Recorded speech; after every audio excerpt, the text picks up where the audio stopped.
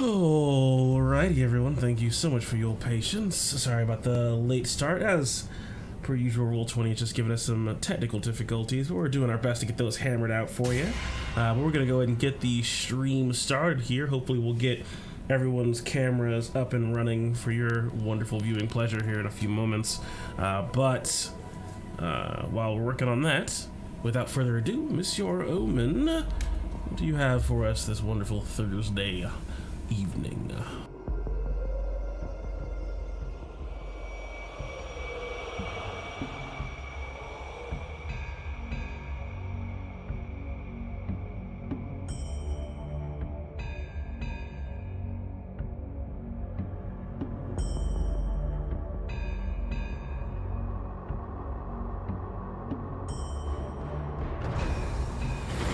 Desolate and sticky. Can someone tell me what happened last time on A Song of Rapture? Oh god. Sure. Okay. If Brendan has it, you got it. Let's see if I can remember all the details. So, last little foray into Song of Rapture. We had just made it to the small town on the island that we went to, trying to find the source of the Grey Bite. As we know, it's resided, hopefully, and all evidence pointing towards the island of Stroma.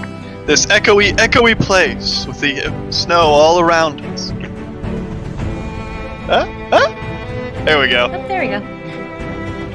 As we disembarked our ship, leaving it somewhat stuck in the ice, as we found this island not in a state that we were expecting. We knew that mist was basically flowing into the mainland, following what seemed like these creatures being created by Stroma and the curse or disease that started there, but we didn't realize it had gone so far to completely freeze the island over. So, finding ourselves somewhat unprepared, we sort of tried to do the best we could, moving our way into the island, leaving the ship behind, creating a torch to lead our way, burning just trees along the path, as it seemed like just the cold of this place seemed to batter away at the flames themselves, and very quickly we started to realize strange things. The foliage around us, not just plant life, we realized that mixed in within the trees and shrubs, frozen obviously, were bodies. Seemed like people that maybe have fled, or maybe people that had turned from the Grey Bite, that had wandered this land to the point where their bodies had slowed, they had frozen over. But they did not exactly stay that way. As we moved on, our light and our flame and heat and sound seemed to draw the attention of the local peoples and wildlife. But they seemed rather subdued. Things that they didn't really give chase so much as just simply followed the light and the warmth. They didn't really attack us so much as just home in on us ever so slowly. So we tried to keep up the pace until we found what looked like some overturned carts and things in the road, and we saw just a bit of movement. Before we could locate it truly, before Gregor could get his eyes to see if it was something evil, it seemed to dart away, disappearing in the snow and ice. So we approached where it was, the carts, and lo and behold, the creature popped out at us, and we attacked it, although it responded in a strange way, not attacking back or scowling in a horrible, monstrous manner, mostly just a humdrum apology for scaring us. As we found basically the first and possibly only survivor of this place, Peleus, a sad elf man that apparently has lived here for a very long time, and all the events that has happened recently has left him in quite the state of, well, yeah. He's not a very happy man. So after fending off some creatures that seem to come after us now, more vicious than the things we found past, we talked to Peleus, learned that we were out of our depths, and needing supplies, the only real place to go was back to where Peleus had holed himself up. The only real town or village on this island, the town of Pelkoa, his home, and where he's been living these past months, years, or most of his life, I'm assuming. But it was a strange place. It wasn't just a town, and there was no hustle and bustle about, but there was still movement. Creatures, much like what we've seen out in the woods, not the ones that attacked us ferociously, but the ones that just paid attention to us, meandered, like people lost and somewhat unassuming, just wandering through the town. It seemed like Peleus had almost captured them, sort of, putting them in not so much cages as just behind fences to keep them in place, as they were his neighbors, and they somewhat warded the place from the other more ferocious creatures of the island. We went to his home after realizing that there were strange markings all around where these creatures were scrawling what looked like stars in circles. Gregory and Samantha realized these were somewhat rudimentary symbols of worship for darker things. Samantha, with a better knowledge, connected them to possibly demons. And so, getting a little bit weary of that, party followed Peleus to his home, a small place, clean enough, but obviously the rations and supplies of this place had grown thin over the last months. And the only thing we really had was information from him. We talked a bit, Persephone trying to learn more of Peleus' history, learning of a little bit about her contact back in Oakwell, and a little bit of maybe what drove the man to such sadness, and the fate of this place. How little girl was brought into the mountains, or not brought, but walked into the mountains, and many people went after her, but none really returned. And those that did, well, they were what became of everyone else here, those afflicted by the Grey Bite. He said he would not take us there. Man, seemed like courage was not exactly his strong suit, but he did know of a map. Resting in a place, the Great Hall in this town that was filled with terrible things, apparently. Samantha, walking close to it, could feel the horrible chill coming off of it, of a dark presence.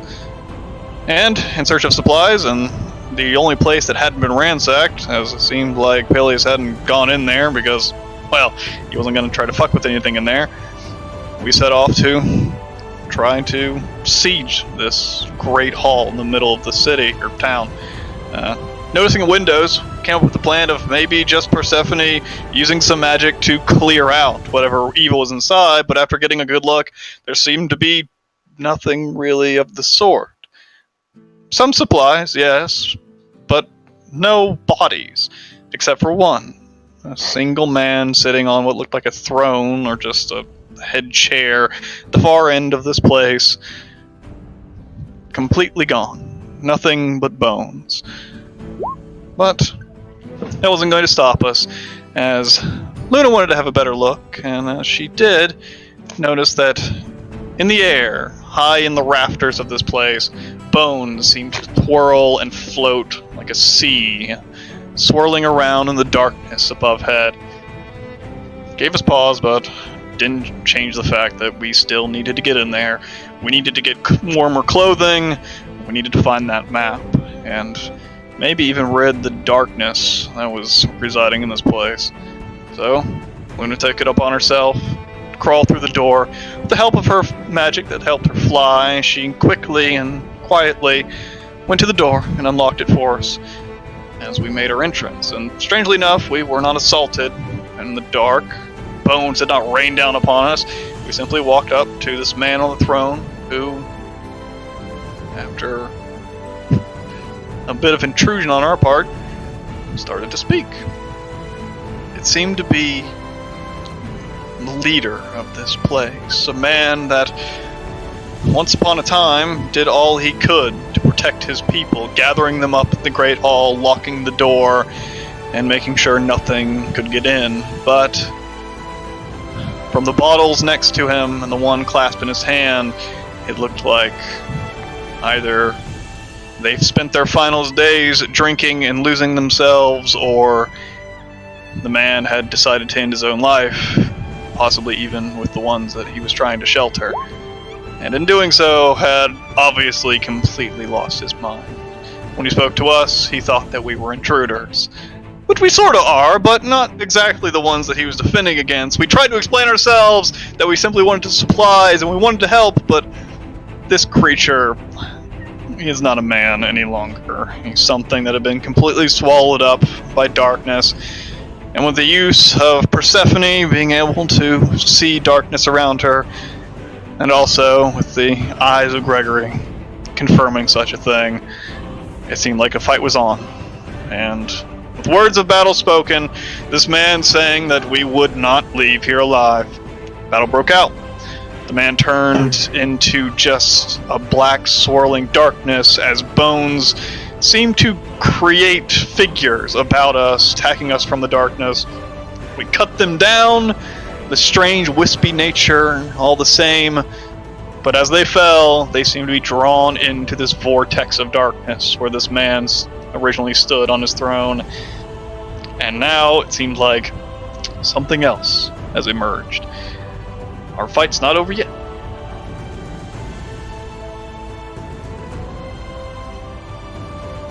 And that's where we are.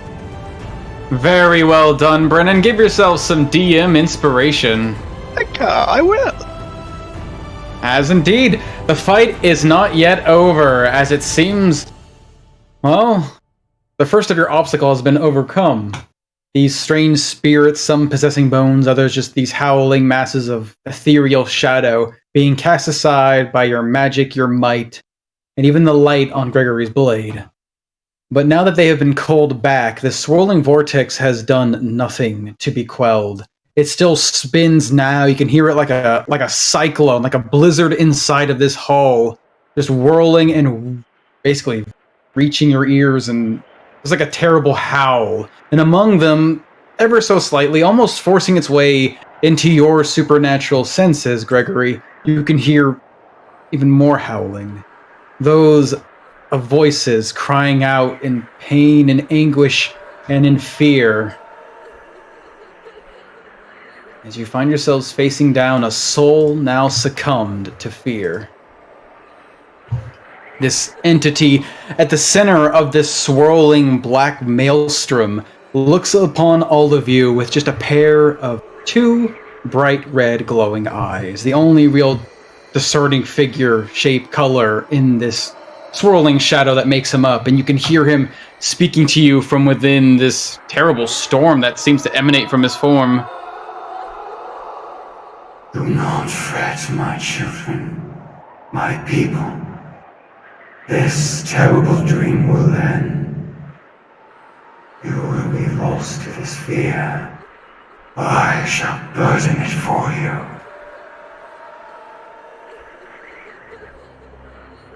Oh, he sounds lovely. Clyde, thankfully, you're still quick as you ever were. It's your turn. Do I still have my hunter's mark up? You are still focusing on your hunter's mark. There was this pulse of darkness when all of these creatures were felled, and it almost pulled away your concentration, but you managed to hold on to it. You're also currently standing 5 feet, basically above the ground, on top of a little, basically, bench area. Oh, that's great. I'm going to give him a third eye. Ooh. As a glowing red orb goes right into the middle of this thing's shadowy head. Give me a shot. Wait, has he moved yet? No. He's basically just rose up as he is. Alright. Nice. As you put a third eye on his forehead, you pull out your bow, launch a single arrow, and strike almost perfectly into where that eye is, and it sinks straight into this, what looks like where this thing's skull is, and you can hear this cracking as bone is struck, but then the arrow goes flying through the other side. You can see something of a hole left in the spot where that eye is, but that area seems to simply reform. As though he is damaged, it is very minimally. Well, good luck, everybody else. Can I climb up any higher? I mean, there is a big wooden wall around you. Though, like, if you wanted to climb up and hold onto the wall, it would take one of your hands. Oh, I don't want to do that. There's no rafters? Are there any rafters in the ceiling? No, the ceiling's particularly high, and if you look up, you just see, well, from the edge of your dark vision, like, looks like there's shadows sort of swirling around in the shape of familiar bones just sort of floating around in the air, still sort of swirling where they are. Damn it. And you remember when you looked up there last time, those bones took form and basically shot themselves at you. Probably not a safe place to be right now. No, I don't want to go up there. Oh, that'll be my turn. Okie dokie. As this thing, reeling from Clyde's arrow, scans around the group. And its eyes fall right on to you, Persephone. Uh-oh. A lost child. Come, I shall free you from your fear. No, thank you. I think I'm fine. As this thing pulls itself towards you, you could feel this wind battering against you. It's like you're standing inside of a small blizzard. Your vision's sort of not blurring, but darkening ever so slightly. But this thing is still standing firmly in front of you. There's blackness surrounding you, and the only thing you can see are these bright red eyes. As suddenly, its weird, almost ethereal form lunges forward at you, as if trying to overcome you. As it... Oh, that's not right. Burst! No! As like a torrent of just a blizzard, this thing comes swirling through you, crashing through your body before pulling away. As I'm gonna need a con save.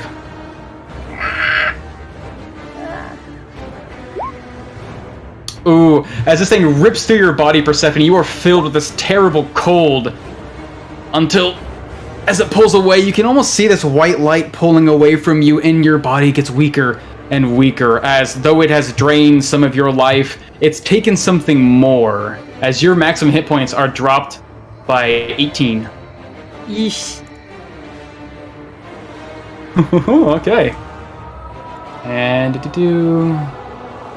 all right. And you can see as it pulls away from Persephone, it comes back with almost greater mass, but this bulge of shadow that seems to swirl around its form, almost like it's looking for exit, until finally it just seems to erupt out of its body, and it just turns around to look. No!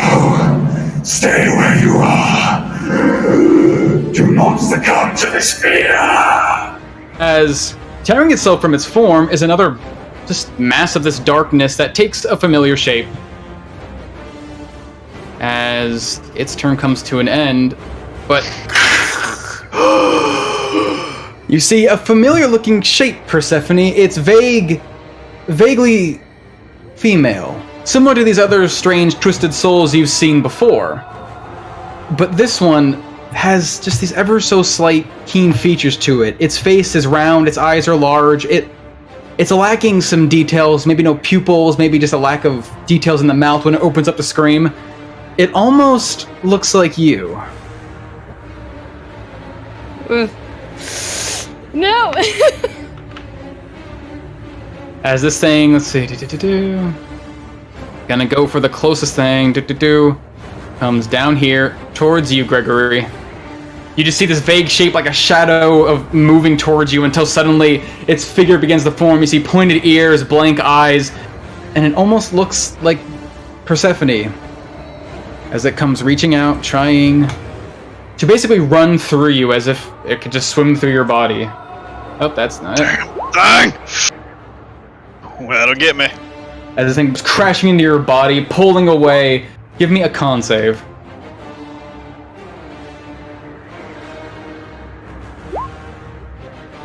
Ooh, just barely. This thing rips into your body and pulls away, and you can see some of those silver strands coming with it as if it's pulling away your very life, but you're able to resist it, and those strings sever, and this thing returns back to its howling form. Oh, damn thing! Okay. As we come to you, Persephone, you're now reeling from this. Uh-oh. Did it freeze? What? It's been fucking up for me pretty bad. Uh-oh. Oh One second. I'm still good. I literally just saw the life drain attack land right like when you said "uh-oh." Oh, weird. So it was Oh, like no. 1 seconds You're right after on the this real stream. quick. Okay. No, roll 20. Don't do this tonight. We need this. Have you ever thought to yourself, "Hey, Roll20, why do you be the way that you be?" Why Let do me you tell do that? why. Because sometimes you look at yourself and you say, "Self, you deserve a treat." And you go out and buy yourself Xanathar's Guide to Everything on Roll20. That's right, it just hit the latest marketplace here. Feel free, as it has countless new spells and even subclasses for your character sheet. That's right, Roll20. Enjoy and spend as much money as humanly possible on Xanathar's Guide to Everything. Consume, Back to you, Owen. consume. But make sure to put none of those funds towards servers. If you do, go over down. Okay. As Persephone, it comes down to you. You're standing in this swirling vortex of blackness. You feel your life being drained from your very body. And that strange chill you felt before when these things begin to surround you is amassed. But it's different. It's almost locking your movements. Your mind is racing, and the wind, it sounds even louder. You can hear those tormented souls, and one of them, it's sounding more and more like your own. Give me a wisdom saving throw. Ooh, you feel this thing shaking you down to your very core. It's like it's taking something from you and throwing it back at you in this terrifying facsimile of yourself, but you manage to bolster your feelings, and you do not succumb to being scared. What do you do? Eyes darting between. Can I see outside of it? Yeah, you can see pretty well. It's like blasting in your face. It's just everywhere. Okay, so I'm looking between Shadow Me and actual Shadow Threat, and it's just everything is bad. My moonbeam almost bursts into like a bunch of little orb-like sprites as it flies directly on top of him, and I'm just shouting at this horrifying shadow in front of me, "Let them go! Can't you hear they don't want what you're doing? You're not helping them!" That's my turn, because if I try to move, it will probably be bad. Alright. As this thing looks down at you, turning away from where Gregory just got ruptured by this, looks like a part of itself, it turns back to you, these bright eyes falling on you like spotlights. You are scared. Do not worry. Your fear will be taken. As Mitty, you are on the ground and you see Persephone being assaulted by this terrible spirit.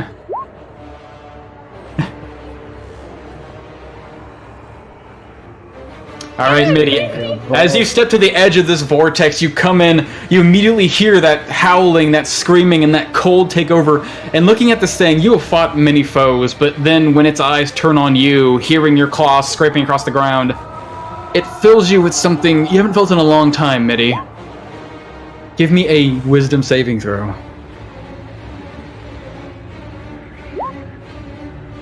Uh-oh.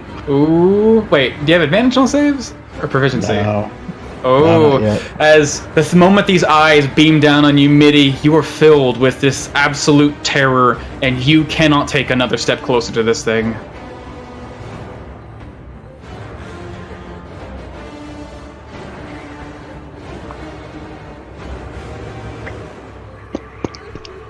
So we can't move forward.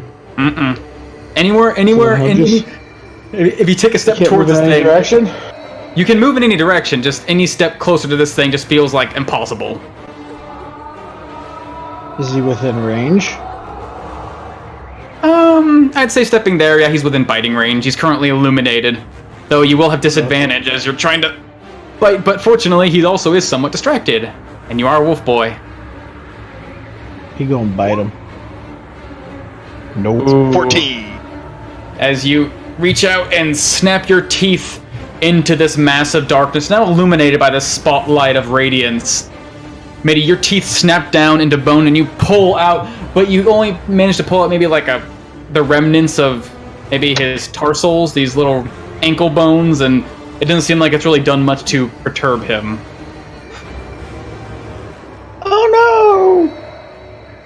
Well, that'll be his turn.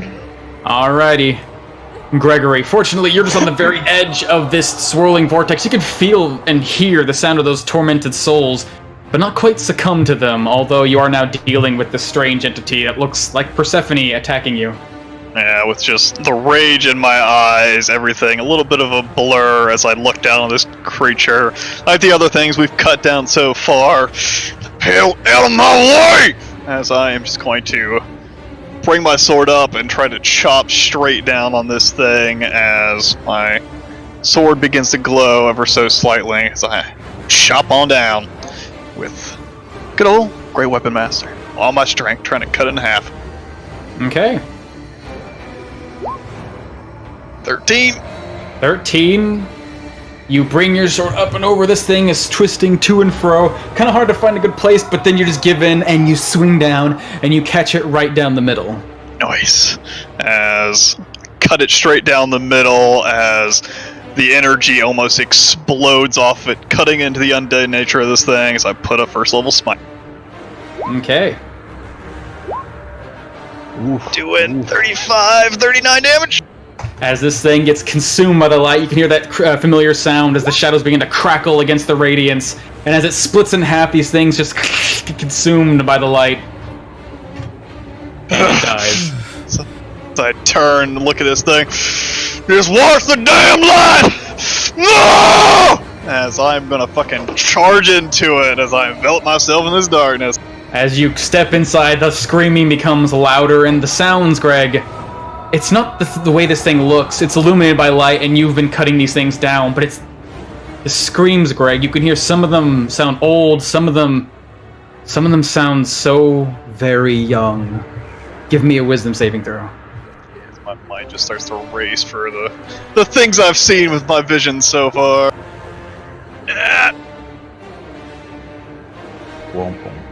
And as this thing turns to look at you, as if to address you, those screams fill your ears.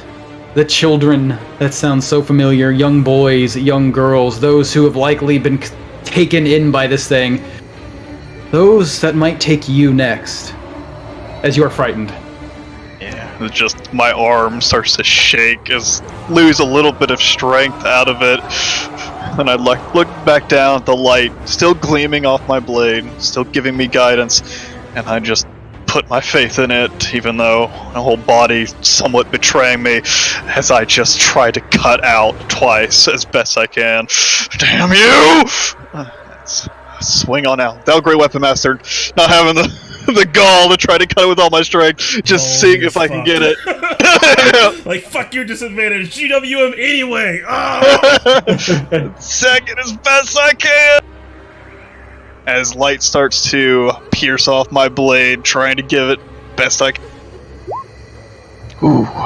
Ooh, that'll definitely connect. Ooh. As swinging through this light almost illuminates it perfectly, even though you're shaking and scared, the wind is buffeting your face, but you land a firm blow. And I just hear those cries of what sounds like children caught up in this thing, and just thinking of if this person really thought it was better to poison the children of this village, he needs to be taken away, as I pour in as much radiant energy as I can. So I pull out a second level smite. Ooh, big boy. Ooh. 35 damage. Crashing into this creature's body, you can hear again that light crackling against its ethereal form, and it lets out this terrifying screech. As you can see, as the shadows basically break away, you can see the remnants of its bone form, almost acting as the base to its body, falling to pieces on the ground, as it takes a hefty blow. As I... What was that? Jesus! That. As I swing back around again with my bonus action, just trying to cut in. As my fucking fatigue just starts to wash over me, but I'm gonna keep swinging.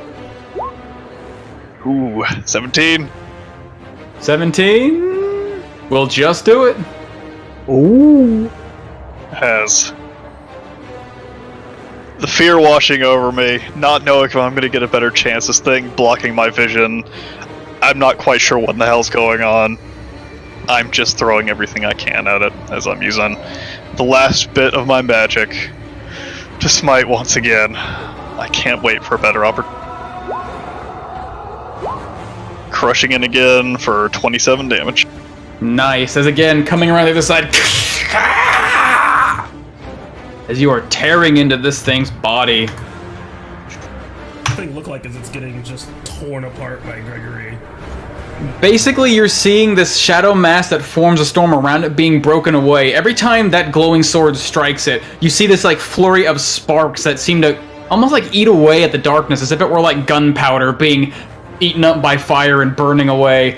But every time you can see bits of its skeletal form inside, just the remnants of what it once was, the shadows quickly envelop it, although it returns to this really frail, weakly form. No! No! That's my turn. All right. See, Javen. Hi. You're feeling yourself standing inside the storm. You're watching Gregory cut away at this thing, and you're feeling pretty confident until the wind batters into you. And all that warmth you get from the sun every morning, all that joy you feel from Avandra to give you each good day, it feels like this thing is pulling it away and taking it. Give me a wisdom saving throw. Hey. Ooh. But this thing cannot combat the might of a god and the gift she gives you, as you are not frightened. Hell. Stay away from its aura. Don't get lost in the soul. As I sort of like look over to Persephone, and literally everyone around me seem to succumb to it. Damn. Sort of move over here, sort of sliding past Persephone. Watch yourself, no. As I sort of channel my inner might, sort of trying to realign my ki. As I look at him and sort of bring back my intent on unaligning. As I first strike, try to do a solid punch into its face. Oh, as you're swinging up to its face, this thing's quite tall, so you have to get a bit of a jump to swing. You can see you strike true to the shadowy material, but it seems to strike where its hair would be, now flowing and long, as it doesn't quite connect. As I spin around in one fluid motion and smack it with Ooh, Got but that tail strike will connect. Give me that damage. As you crush to its side, you can see the bones flying out the side of it. And as I knock around its bone, hopefully hitting the thing that's probably commanding everything, I sort of channel all my force, all my power into making sure that it can't wake up again. As I stunning Ooh. Good shit.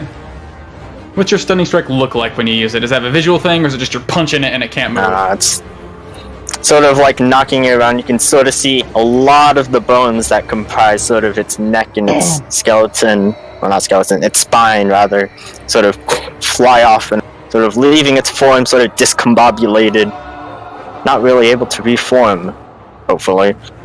Ooh, let's see. Ooh, yeah. As this thing, you can see, like, as you punch it, this ripple run along its shadowy body. As you see it trying to reform from that strike, but ever so slowly. It starts to just creep and creep and creep, as if the energy that makes this thing up, though unholy, has somehow been disrupted by your own. As it is stunned. Seeing it discombobulated. May Avandra have mercy on your soul, brother.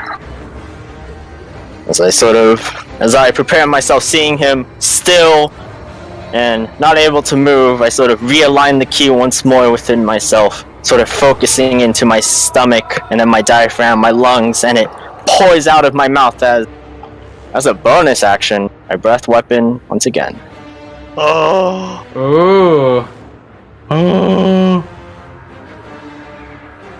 Take my 7 damage that you automatically. As you take a deep breath and seeing this thing able to move and dodge, you just let it out, spilling out into the air around its body.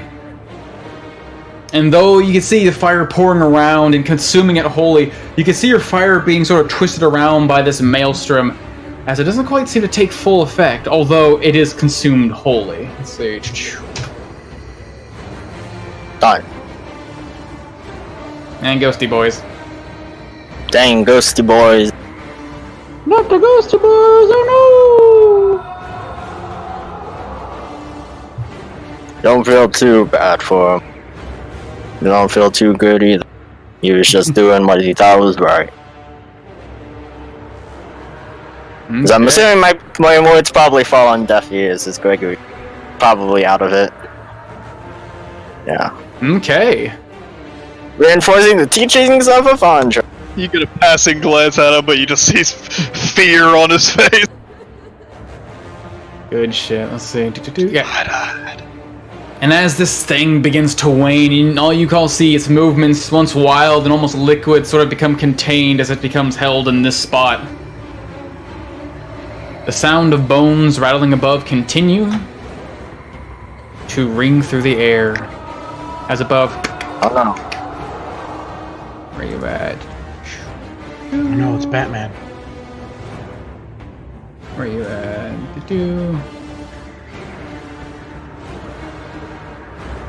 Where you want? More of these creatures begin to pour in from the rafters. As let's see. Mini money. One just above you, Clyde. When you're looking up trying to find a good place to climb, you can see some of those bones forming back together until they make this vague shape as, once again, the shadows seem to disperse and the bones just seem to fall, but they're almost propelled with this intent to take you down as they try to attack you. Ooh, but too quick on your feet, Clyde. These bones just strike all around you before this thing seems to... Shadow seems to reform around you, and you can see this thing now appearing right in front of you. Let's see it. See, Luna still flying how high? 10 feet above? Yeah. Closest, this thing's gonna come down at you, Luna. Again, its shadowy form just dispersing, and these bones coming flying right at you. Oh, but too quick. As this thing strikes into the ground, some of the bones sticking to the wall from their jagged pieces, but it managed to reform itself right in front of her. Let's see, you, Samantha, watching Gregory tear this thing apart, you're only barely able to hear the sound of these bones rattling as this thing comes to life and descends upon you. Ooh, but again, just falling and clattering some of them off your scales, some of them just falling to the maelstrom before reforming itself. And Gregory, your swords tearing this creature just enough to... Basically, the moment this thing gets stunned, some of the howling subsides, and you're able to hear the sound of these things forming from above. And you can also hear the sound of bones dropping all around you as these things have returned, coming after you from behind. Just slowly backing away from this thing as I poured everything I had into it. It's still here. And Gregory's fucking terrified this thing may not be killable. Is it 17 hit, or...? It does. Ooh. Just as barely. suddenly, but from behind, you're pulling away from this thing, trying to discern your next action, and you feel these bones just rocketing down into your back. Preoccupied, I almost barely feel them as I take my 3 damage. All right. Preoccupied by And that big old thing in front of me. Still cracking their teeth and reforming themselves in these strange swirling patterns. Luna, what do you do?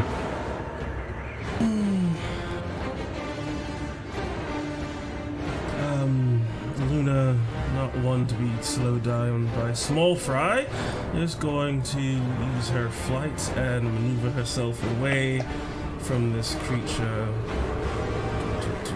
without disengaging. All right, it's gonna try and slam you.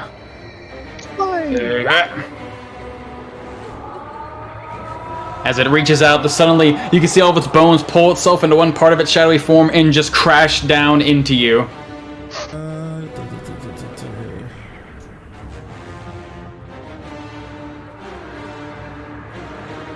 I've never seen her use this, so I'm gonna use it. Okay. I'm the worst.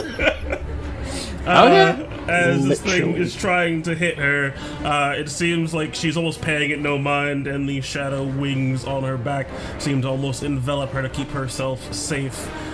She focuses on what her actual objective is, as she is going to reactively cast a little shadow armor. Okay. Disadvantage, if my understanding of this is correct. Alright. Mm-hmm. 17 can still connect? Will not hit. Ooh. As it strikes down, almost hitting her beam, there's a slight pulse of energy, poof, keeping it away, as it seems like she has a little extra protection, thanks to her little ruby-colored stone. Yeah,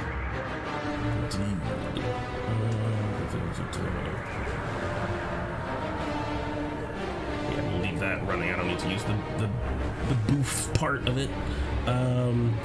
And Luna will begin to cast little black lightning in front of her, conjuring forth the bolt in front of her, but holding on to her action to cast it. Okay. As you're holding on.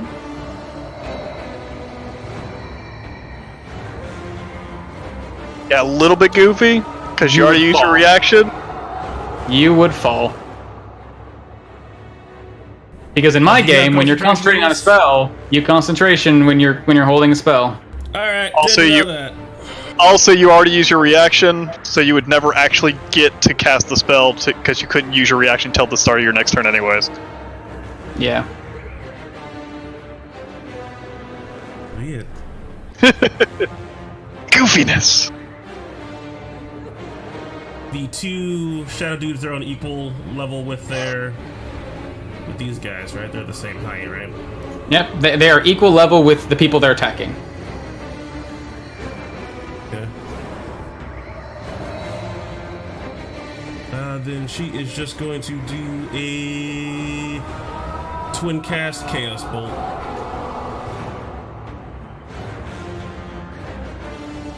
Okay. Double barrels. Boom, boom, baby. Boom, fucking boom. Sorcery points equal to the spell's level, right? Alright, so that's one sorcery point. For Chaos Bolt, one at the big dude, and one at the dude that attacks Samantha. Okay. Dude, big dude will connect. Roll that damage, see what we got. On poison damage. 7 and 5. Come on, fire damage. Alright, what damage are we doing? Intending to cast Lightning Bolt, we're gonna do lightning damage! Haha! Sure. As you strike down this creature, you see the lightning crackle into its physical form, and the light seems to trail through its body as if it were like some sort of circulatory system forming all across its form, and the light actually seems to burn away the shadow as it suddenly falls down, hits the ground in this skeletal form. And it doesn't get back up. But the darkness still seems to swirl all around it nonetheless. It's like the one going after Deuter. Deuter definitely hits. Give him that damage. Psychic or lightning? Guess what? Wow, Lightning. really? Oh, the Lightning lightning! comes crackling down on this Forks guy. out Let's see. twice. As the one that forks out to the side, crashing this creature, you see some of the bones start shaking and glowing, and again, that shadow gets dissipated. But it's not quite enough, as the bones are in constant motion, not quite as connected as they are inside this large thing, as it still, floats. I'd say stands, but...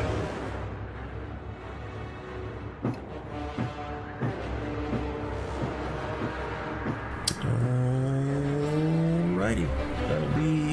That'll be it for Luna. Alright. As Samantha, you see this thing, large creature, that you're inside this swirling vortex, this maelstrom. You watch it fall, and it actually hits the ground. Something you really didn't expect of something that floats. But again, this maelstrom still swirls around you, and it begins to pull upon something inside you, something primal, something you've not felt in such quite a long time. Give me a wisdom saving throw, with advantage. Because it's magic. But it is still new, it is still fresh, and it is still terrifying as you are frightened. No snake blood! Oh no.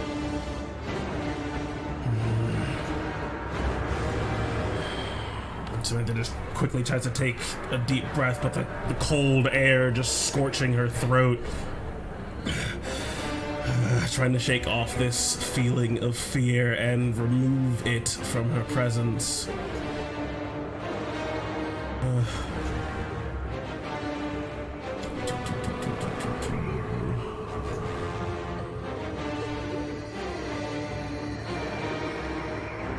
And she is going to cast...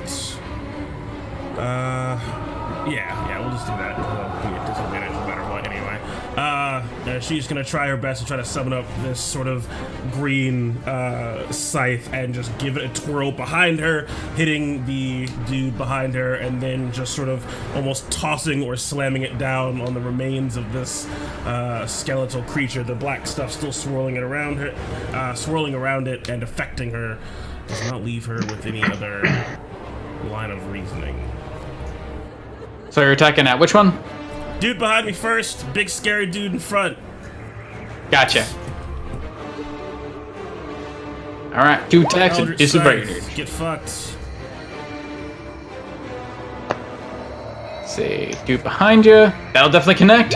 As this thing's just this mass of bones, it's moving all around, but be able to quickly, easily aim this thing as you strike into its body, but you see most of its bones get flew out of its form, but then the shadowy form picks up the pieces, and though it's weakened, barely holding together more than a skull and a few bones, it still floats. Feeling the scythe kind of just tear through it, she just tries to lob it forward, trying to get between Gregory and Javen and just try to cut this thing in half with it as it goes through it. Okay. Well, as you send it through the darkness, this thing's form seems to be retracting down to its bones.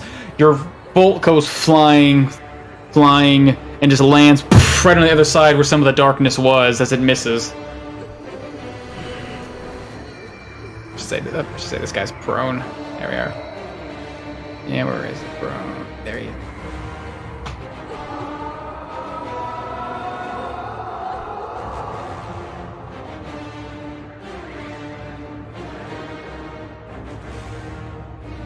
That's behind her. Alright, we've almost got that thing taken care of. See if someone can finish it off. Yeah, alright. We can do this! I hope. That's it for me. Alright. Comes down to you, Clyde. This creature standing in front of you. In front of me. Ooh. Yeah, that'll definitely connect as you aim your bow and just fire it straight into this creature's face, as it really has nowhere to go. You definitely hit. But you see, as it strikes into its skull and the bone goes, its basically skull goes flying out of the mass, the rest of its form still seems to be pretty well off, as it only takes a minor amount of damage. And Middy's going to bite the bastard on the ground. As Middy, yeah, he could bite the bastard on the ground. You reach through this darkness, your teeth sink into its skeletal form, and you rip and you tear, and you start seeing bone pieces flying everywhere, but this shadow continues to pour from its form. As you definitely do connect and tear it to pieces, you can see there's nothing really left of its actual physical makeup, but this shadow continues to pour from its body.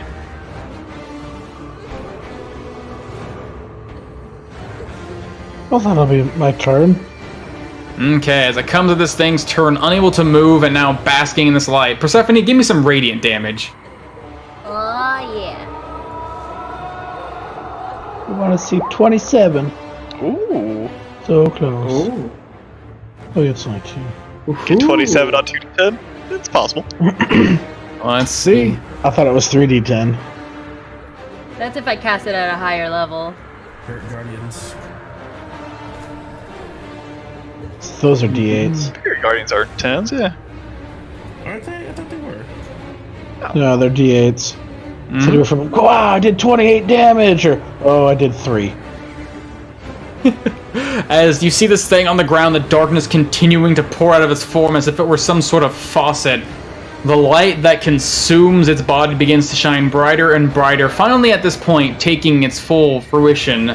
And you can see as it illuminates this skeleton, the darkness just begins to burn away as this maelstrom just begins to not pull back into its form, but recede slowly but surely in size until it almost completely consumes its own form. And pretty soon, all you're left with is this desiccated-looking skeleton. Let's see. Grows smaller and smaller.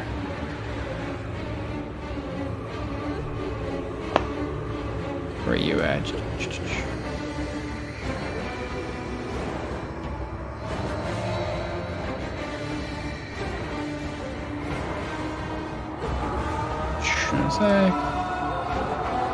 It's not even a As this thing is simply a skeleton, missing most of its bones, lying in this burning light, as you can hear it calling out to the air, just in these sort of muttered voices, almost like a telepathic cry.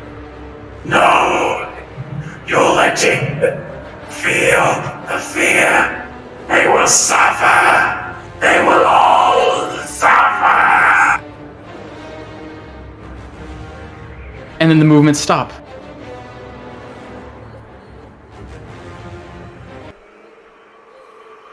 And the crying dulls. And the storm ends.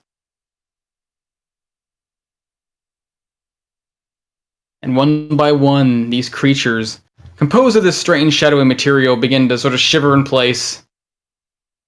And you can see the shadows around them sort of reach out, looking for somewhere to go as they did once before. And they simply fall to pieces. And one by one above, like a shower of icicles, crashing and breaking on the ground, the bones all just one by one fall to the ground.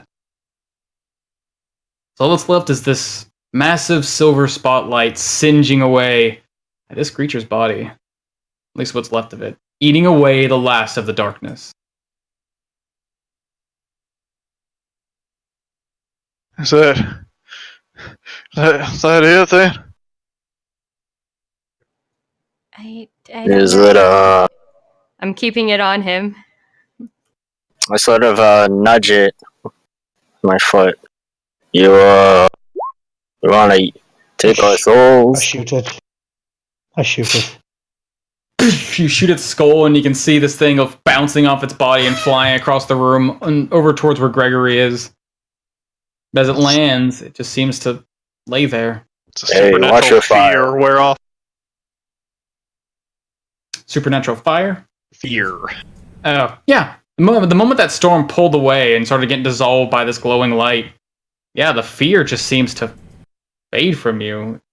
It's still familiar within, as if it wasn't like forced upon you, it was drawn out of you, but without this thing pulling upon it anymore, it's gone. Yeah, as the fear subsides, anger is starting to take over, and then I see this head fucking roll in my direction. I just as I just slam my sword into it, shattering the.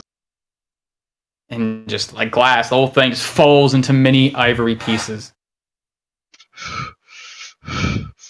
Which skull is this? Skull the leader, dude. skull?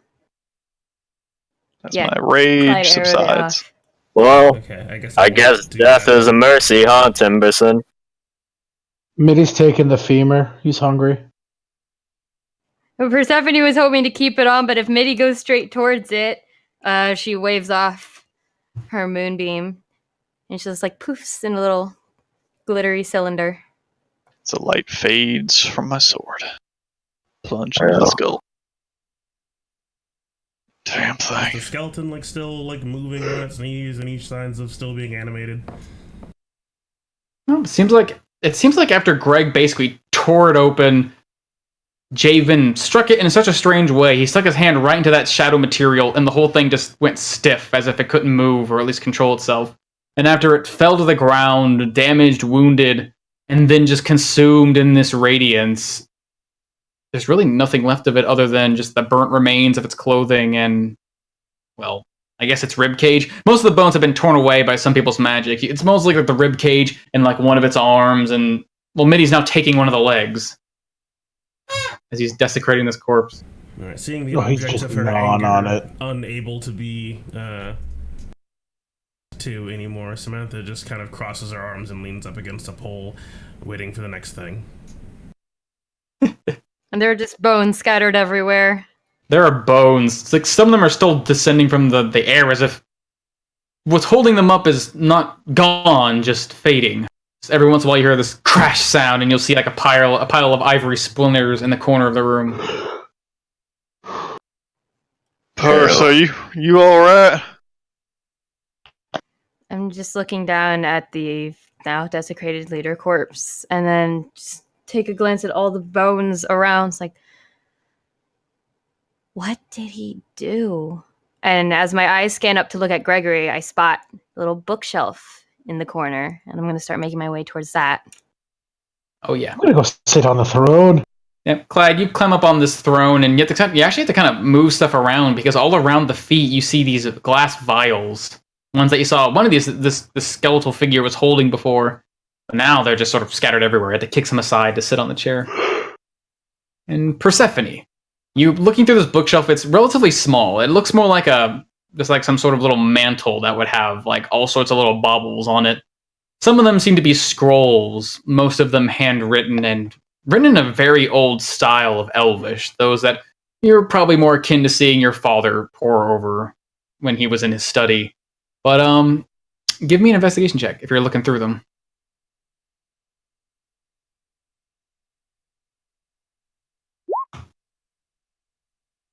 You don't really discern too much from this pile. You see a number of, well, again, these scrolls, and some of them look like handmade books. No, not the quite fine print you're used to seeing, even in places where books are seldom held, like Oakwell. Most of them seem like journals that someone has wrapped rawhide around these loose leaf pages and just sort of wrote their own information. Let's see, most of what you find is just looks like general records. You know, some of it seems to be like agricultural, keeping track of how much food has been brought into the village of Pelcoa at a certain time. Some of it seems to be the names of residents. You recognize a couple of them, like Peleus and Locasta.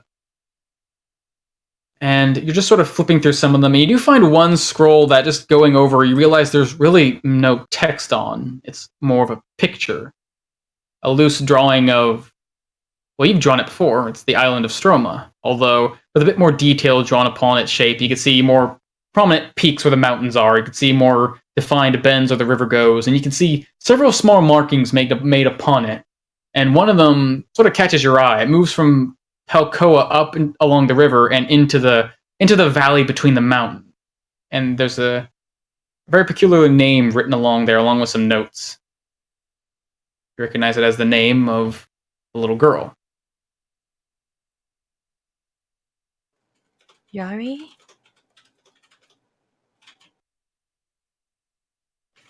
What are the notes next to Yari's name? They're just mentioning things like, said that they take this path often. Kids know about this longer than we have. Why didn't he tell us? Said to climb up sheer cliff face, look for cave. Small cave, kids play in.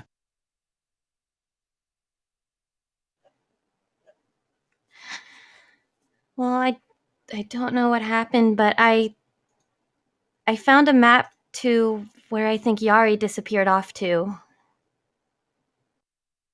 Well, that's good. Yeah, there's a small cave on the cliff face into the mountains where I guess a bunch of the kids played. It's a good chance that whatever they were playing, maybe they found something they shouldn't have. Does it mention the size of it? Persephone knows that Peleus mentioned it was small enough for a child to fit. Does this book mention anything either confirming or changing that?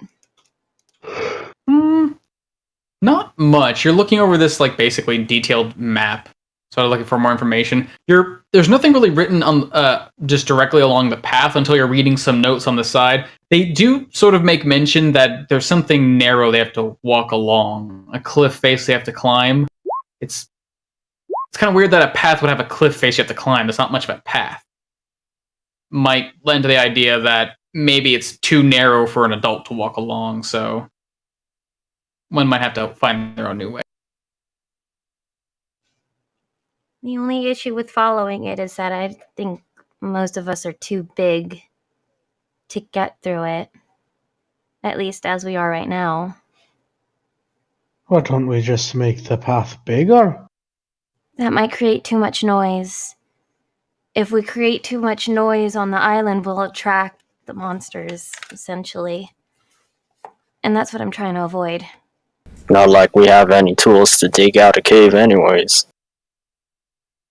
Does it tell You you got a where pickaxe? No, I decidedly did not pick up a pickaxe. Does it tell you where it is she was going? Perhaps we could ask... Yeah. There's a drawn map in here of Stroma. The mountains are more pronounced, and there is a path outlined. It looks like this is where they were keeping track of the investigation after Yari went missing. It looks like they got all the way to the actual spot where all the kids were playing, actual cave. But there doesn't really seem to be anything beyond that. Perhaps we Well, could there's follow... some. Sorry. Go ahead. Look, I'm just looking between them, waiting for somebody to speak.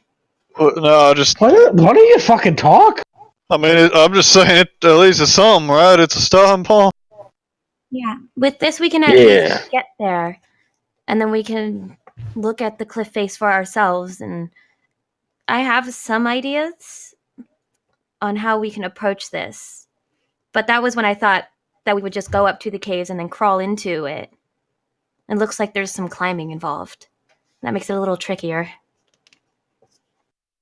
It's a good thing I brought all that rope, those pitons, and my climbing gear, then, isn't it? It's a good thing I've got these. It's not a matter of us climbing, it's a matter of us fitting. It's a very narrow passage up the cliffside into the cave. Oh, great. Even Pelia said it was... anything. Well, it would be the only way into where Yari disappeared to before the Grey Bite started. Even Pelia said it was small enough for a child to fit. And none of the adults seem to have known about it, probably because it was so small that only the kids could fit through it. So they probably you'll fit wouldn't through know. it, Persephone. I'm 5 feet tall. I think I'm a little taller than a child. Yeah, but you could probably turn into like a rabbit or something and go through the path, couldn't you? Oh! We ain't sending her in on a lonesome, though. That's why you'd Yeah. something that That's can move true. quickly, so she could get back to us really quickly. But that's besides the point. You said this search party routes, none of them went to the cave? It looks like they made it as far as the cave because they have the exact path to it, unless that's the path that they marked when Peleus told them about it. All the notes in here just indicate the path, mentioning there is a cave entrance on the cliff face, but there is a narrow space to climb through. The only other note about it is the kids knew about it before any of us. So... They said, people went up there, right, to work on some magic to fight dragons and all that. They couldn't all been, small folk or kids. There had to be another way, right? Maybe. Oh, they are probably goblins. They probably were not goblins. No, they were elves. Yeah, they are. I think goblins are smart enough to figure out how to fight dragons. I mean, I know elves are supposed to be nimble. I don't know. They're them smart elves. They're them smart goblins. Like Pip. Really? Yes, that aside, Who's Pip? maybe there is another way.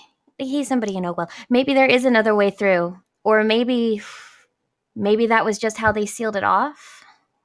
That's what I was thinking. It's like, we know where the destination is and we know one path, but we know that we can't all take that path, especially not this one, gesturing towards the tree in front of her. So we just have to find another path to the same destination. And Usually might there's be a right. bathroom everywhere.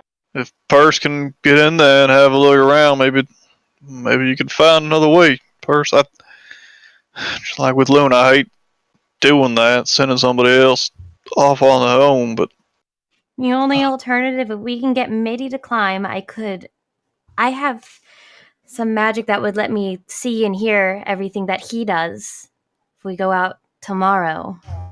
But again, that would require us at least getting him up the side of the cliff. And we don't know how steep it is. All I see is that there's climbing involved. I mean, I ain't too bad at climbing. I ain't Clyde, I ain't got the claws for it, but I've done some climbing in my time, and I mean, maybe you want to go for a ride in the backpack again? But again, Just it's wag not his the tail. climbing, it's how wide. I got you. I could just, yeah, just it shouldn't be a problem getting him to. Is there any way to, like... I've heard there's spells that can make people bigger and smaller. Well, I have this potion, but I think it's only good for making things bigger. Well, maybe we pour it on the opening. Does it work that way? I think you gotta actually drink the potion. I don't think rocks can drink, Clyde. Oh. Yeah, I ain't got Oh, nothing like yeah. that. Yeah, I don't think I have any magic that would allow me to do that. But let's not worry ourselves. Or actually, all right. Look, don't worry about trying to figure out what it is we need to do right now. We should go back to Peleus's and rest for the night, and then figure out what it is we're going to do when we actually fucking get there. Is my best attempt at doing Luna. I agree with Luna on that one.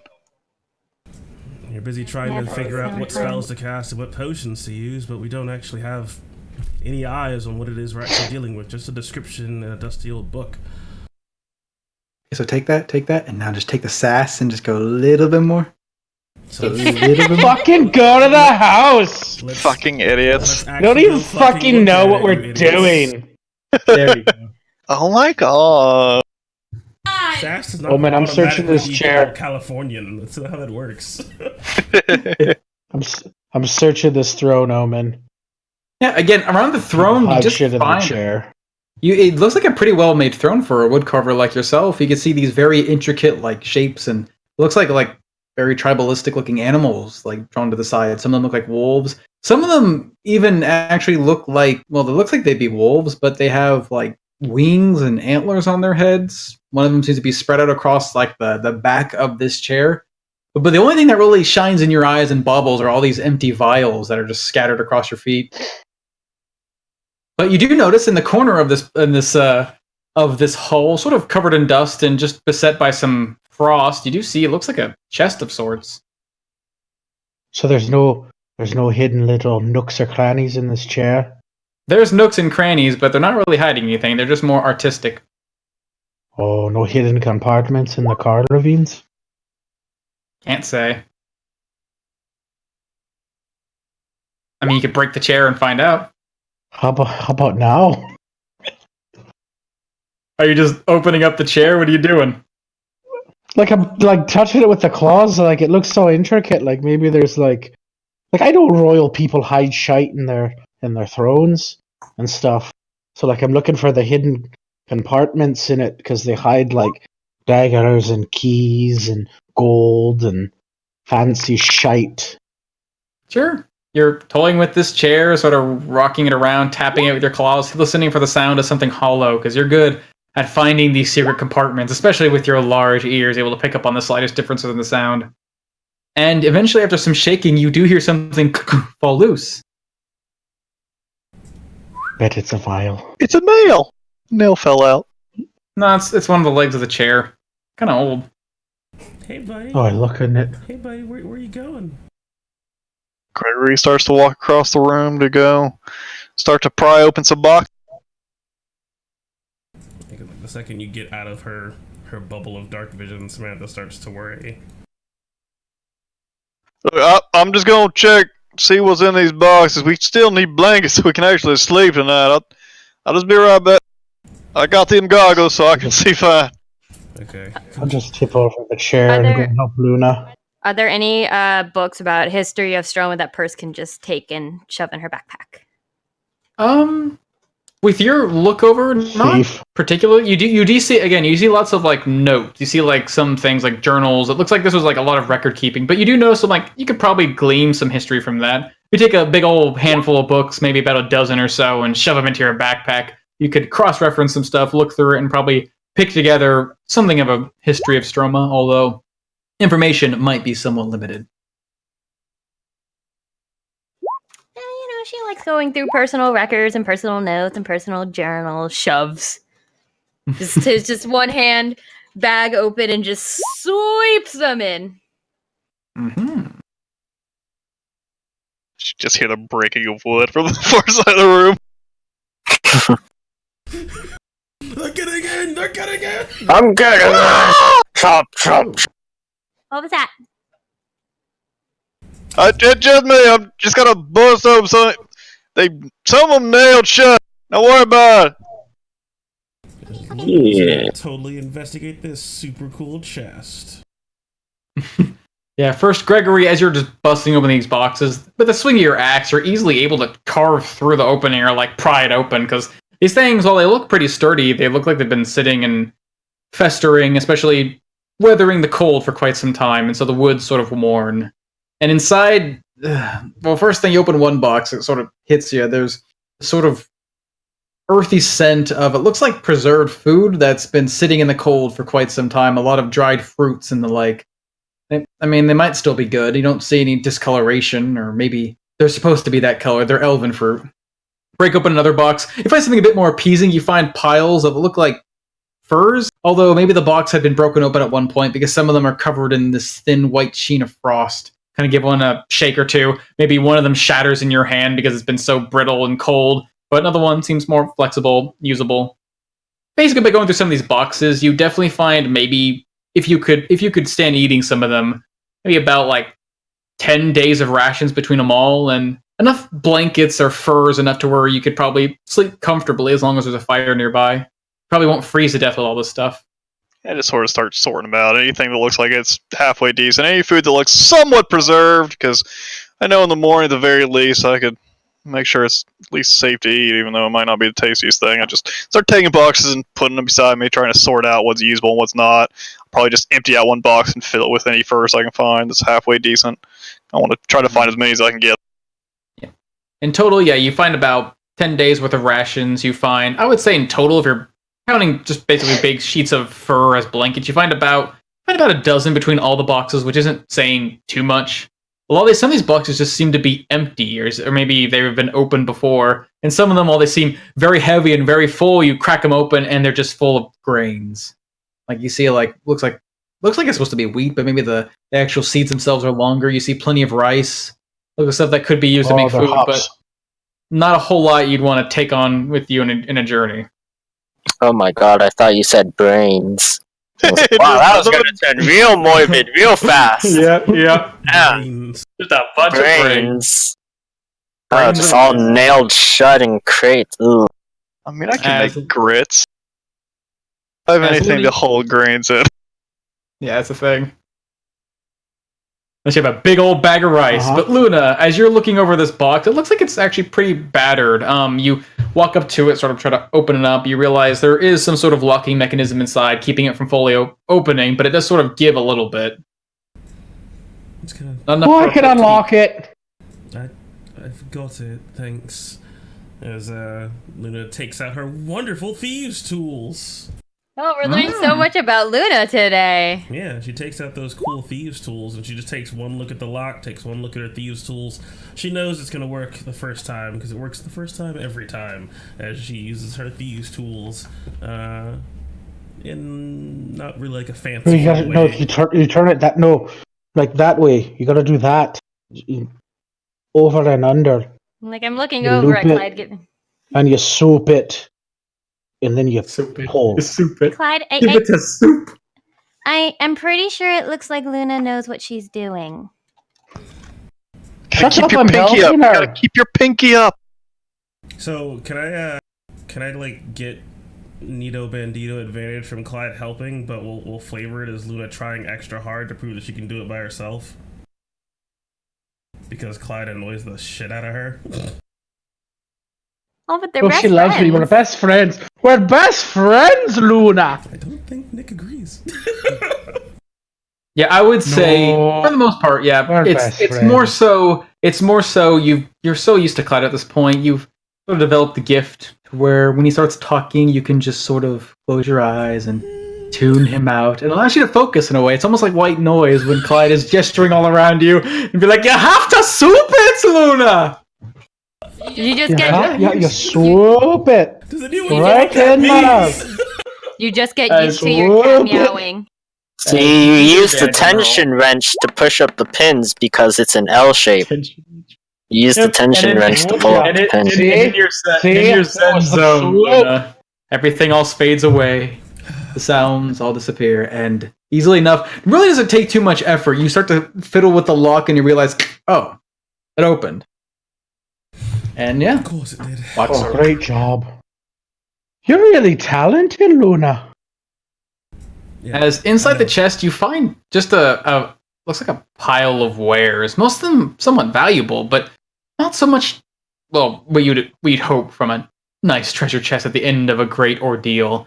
You do see it looks like piles of gold, although of olden craft. These triangular-shaped coins with clipped edges look like they would probably stand up today to be like gold pieces. Maybe about 240 in total. Maybe this was the village's wares, their general, I don't know, coinage. Their Though treasury? it's hard to say how much. Sure, but it's hard to say that because there's not a lot they trade with around this island. It seems like if it's the only village, or at least the only one you know of on Stroma, weird for a treasury just to be hanging out in their great halls so easily exposed. But again, find 240 gold pieces. You do find within. It looks like something that once was held in a nicer container, although now it seems like it's just been spilled inside. It looks to be like a broken short bow, two pieces broken cleanly in half, as if maybe some sort of, I don't know, force that was placed upon its container caused it to snap in half.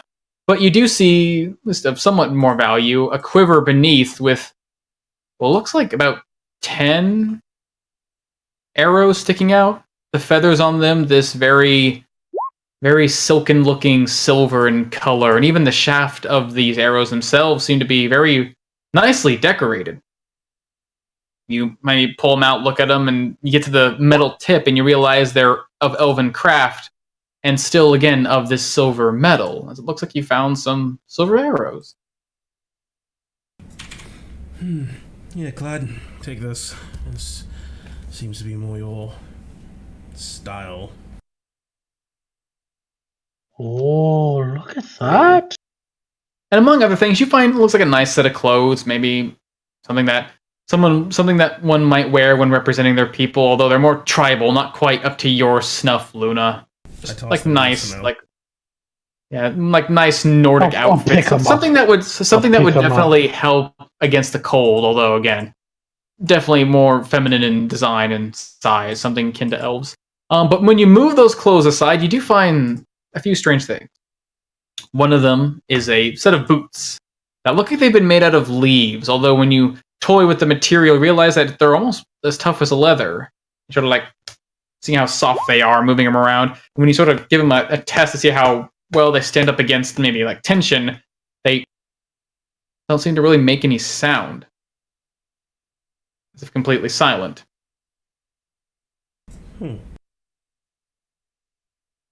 And last but not least, it looks like something that was sort of shoved at the bottom of this box. Everything was in a state of disarray, and these three things, sort of glimmering in your eyes, familiar in shape but now possessing something more, are three glass vials, each containing this strange, multicolored liquid. It sometimes looks in one angle of your dark vision like this bright purple, and then it sort of becomes this teal and this blue.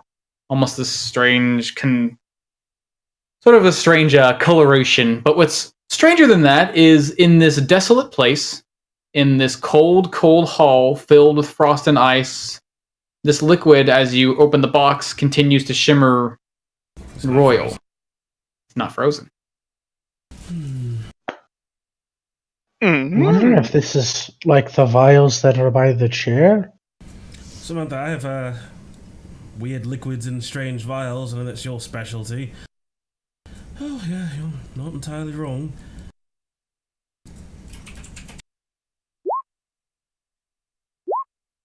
Persephone! What? I found some clothes for you. Close? I was, They'll keep you warm. Oh, I was sitting over the ledge of the stage, just adjusting some stuff in my bag when I remembered my sprig of moly. I had left it in my herbalism pouch, thinking maybe that was going to be good enough. Well, no, that's not good enough. So I'm pulling it out and I'm fastening it to the same spot where my Punchi cloak is fastened so I can keep it right here. And I do that before I scurry over to see what Clyde says. What kind of clothes? You said warm, like a No, they're- coat? Well, look at it. It's like a coat and some pants. Question Yep, mark? and a hat. And a hat. It looks like this really nice tunic, although it's made for someone of a lithe figure. Though it's more masculine design. It's like this really nice tunic with a pair of trousers. You said feminine. I know, This is but like it's feminine in shape. But like in design itself, like what it's presenting, it's got fur, it's got these powerful shoulders, like it's thin and it's kind of like hardy. Sure. It looks like something that a village leader would wear. I'm gonna pick it up and I'm looking at it. Clyde, this is made for guys. You pick it up? No. Yeah. Like holding up? You're dead. Yeah, you feel I'm holding sort it of up. shift inside, and then tiny shape falls from, looks like from where the cloak was, and rolls across the floor. This tiny, maybe about the size of a coin, or it looks like a small round shape of this. I stop For it one with my second. tail. And it's actually kind of easy to follow Persephone, because as it's rolling, getting closer and closer to this edge, you see it almost lets off this soft, dim light, this tiny little marble. You get closer, trying to catch it, and give me a sleight of hand check. Or actually, give me a dexterity save as you're trying to catch this. But I tried to stop it with my Just at the very tail. edge, your fingers managed to catch it, just the tips of them, and you managed to keep this thing from falling any further. As you look it over, and you actually... I dove for it. You dove for it, just sliding across the ground. Like, oh, no. And it's like... As you slide across the wood, getting maybe a few splinters here and there, but success, you caught it. You look at this thing glowing Why did softly you with this slide? silver light, and you realize you know what this is. It's you maybe only seen one of them in your life. You probably would have seen more if you took more interest in your studies or spent more time in your parents' abode. It's something quite valuable among elven kind. Something that's sort of strange to be finding here in this desolate village of Palcoa. But it glows with this dim light like the moon. It's something that the elves were gifted with many, many years ago, supposedly from their goddess, but who's to say? And today is implemented in very rare and quite difficult forms, as you hold in your hands a well-cut marble of moonstone. Oh my god. And as I'm sitting up, I'm just staring at it, I'm just spinning it in my hands, like, wow. I'm just fascinated by it. I'm looking at it. Yeah? What'd you find? It's moonstone. Oh, shite! Fucking moonstone!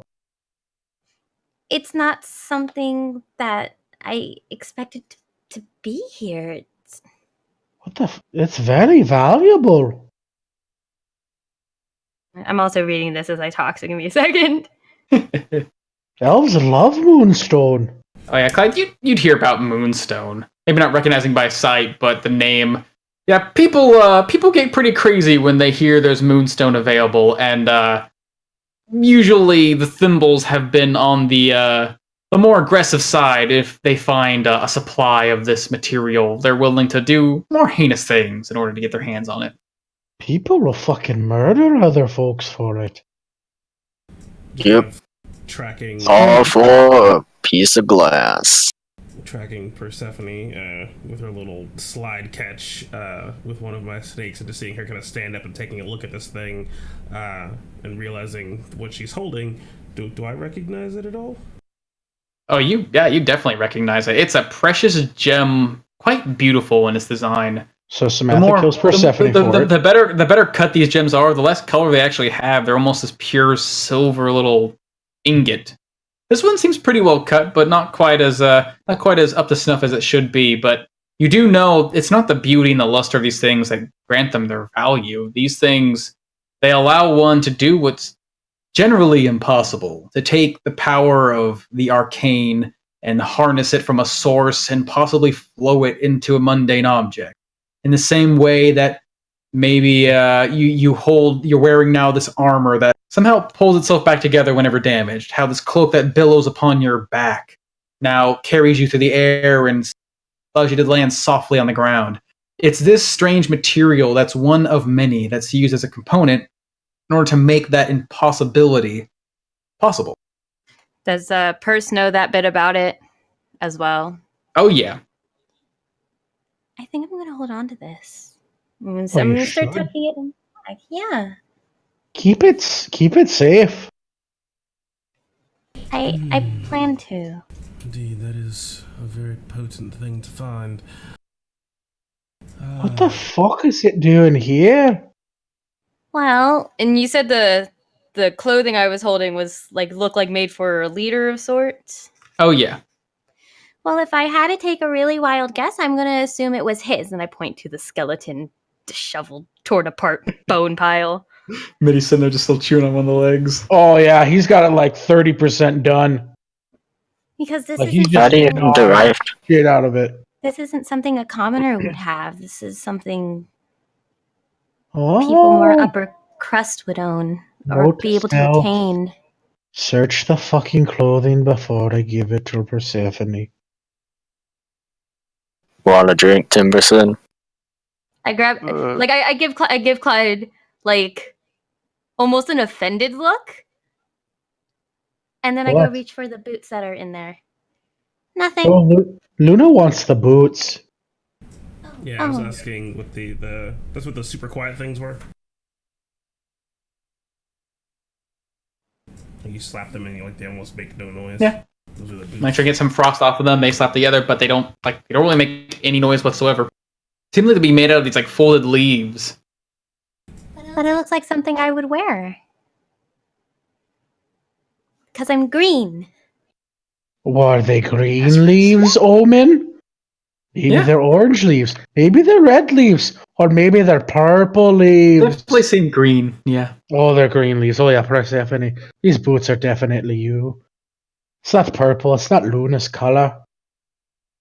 Well, I mean, if Luna wants them. I just wanted to look at them because Clyde said there was clothing here for me, so I was just curious.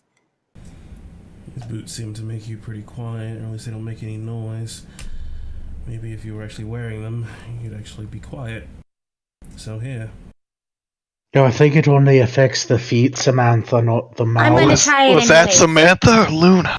Luna was the one. Well, yeah, I guess both of them don't like you talking. They both said the same thing at the exact Yeah. same time. They just synchronized for that. Now it's You just should just do your normal choir. voice, Luna, but with sass, and then we'll know it's Luna. No, because Like- make it quieter. like just wear the boots as a muzzle. Yeah. Come Put a on. boot in your mouth. Oh. But here, I want to try it anyways, and I'm going to grab them, and there's a very audible Oh, from my oh. scales. You should look in them first, make sure there's nothing inside the boot. Oh, yeah, you're right. know. I'm just gonna shake the boot out, seeing if anything falls in my hand. Just stuff starts pouring out into your hands. You see looks like a collection of dust and ice and just some of the debris from the broken box. It's a decanter of endless water, but it's in boot form. Nope, and I'm gonna, as I plop down, there's just another from my armor as I'm putting swapping out my own shoes for them. Because this armor is kind of noisy, and if this helps make it a lot quieter, that will work to our advantage. So I'm just fascinated as I'm looking at these leaf shoes, trying to figure out how she's gonna tie a leaf shoe. You don't tie leaf shoes.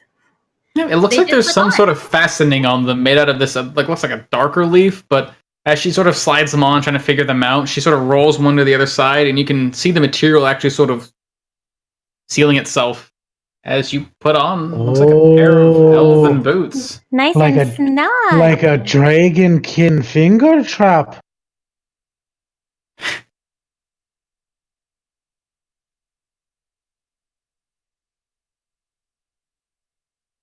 They sort of get up and walk around.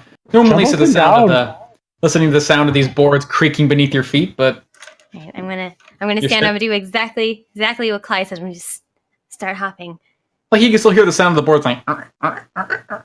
As they're definitely old, and you're standing up on a platform, but the actual sound of your feet hitting the ground don't seem to really give any way. Oh. Yeah, this might be useful because My You know, I think armor is I've like heard I of these. scratch against. I have too much fun with my fucking scale armor. I just scratch against it like a watch. Where like, these might be useful. I think they call these I think they call them sneakers. Nope. They help people sneak. Nope. Nope. I don't know on the X. Milo couldn't Avengers reference. We're just gonna veto that. Milo totally could fucking Avengers reference. Thank you very much. Oh no, Salvalus or whatever. Yeah, same difference. No, I don't- no, that was X-Men. That was X-Men. Whoever, nah, who cares? Same difference. To be honest, they still look like boots, so I'm just gonna call them boots. You need a better name than just boots. No, because if people think there are normal boots, they won't try to take them from me.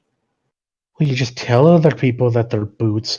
Do you have a special name for them? Don't call him anything. The entire name's silent. Hey, y'all finishing up over there? Yeah, I think so. Right? Gregory, we found some gold. Great. I tried to salvage as much as I could. Got some furs and some food. It ain't most appetizing, but I can fix it up to edible at least. Well, got some good berries. I got drink. You looked a bit shaken up back there, Timberson. Yeah, that I don't know what there was. I don't know. David, you haven't been around much, but I've done it a couple times, and I think Purse was doing it too. If you can see what's underneath this place, what all this stuff is, it ain't pretty to look at, and being near that thing, it's like, I don't know what the hell. Shot my nerves. As soon as it went down, though, I don't know. It's like it let go of a grasp of me or something. Yeah. I'm good now. I'm tired, but I'm good. Well, then. Well, I probably all can't. the- Go on, Javen. It's okay. Well, I can't, I'm not as aligned to Avandra as you are, but I'm just as avowed to her vows, and, well, I sort of look down at the desecrated skeleton. Can't really fault Mayor trying to do what he think is right. Nah, suppose not. Maybe it was alright. I don't know. Idea of killing your own people. I mean, that's nobles, I guess. They the ones that make decisions like that. Nah, Timberson. Just as you were scared, he probably was too. He was a man once. He ain't beyond redemption either, but To be fair. he sort of, like, goes to the barrel and sort of pours out some of his ale. May he find a bit of redemption in the Raven Queen's land now, huh? Maybe he thought it was for the greater good. David, give yourself some DM inspiration.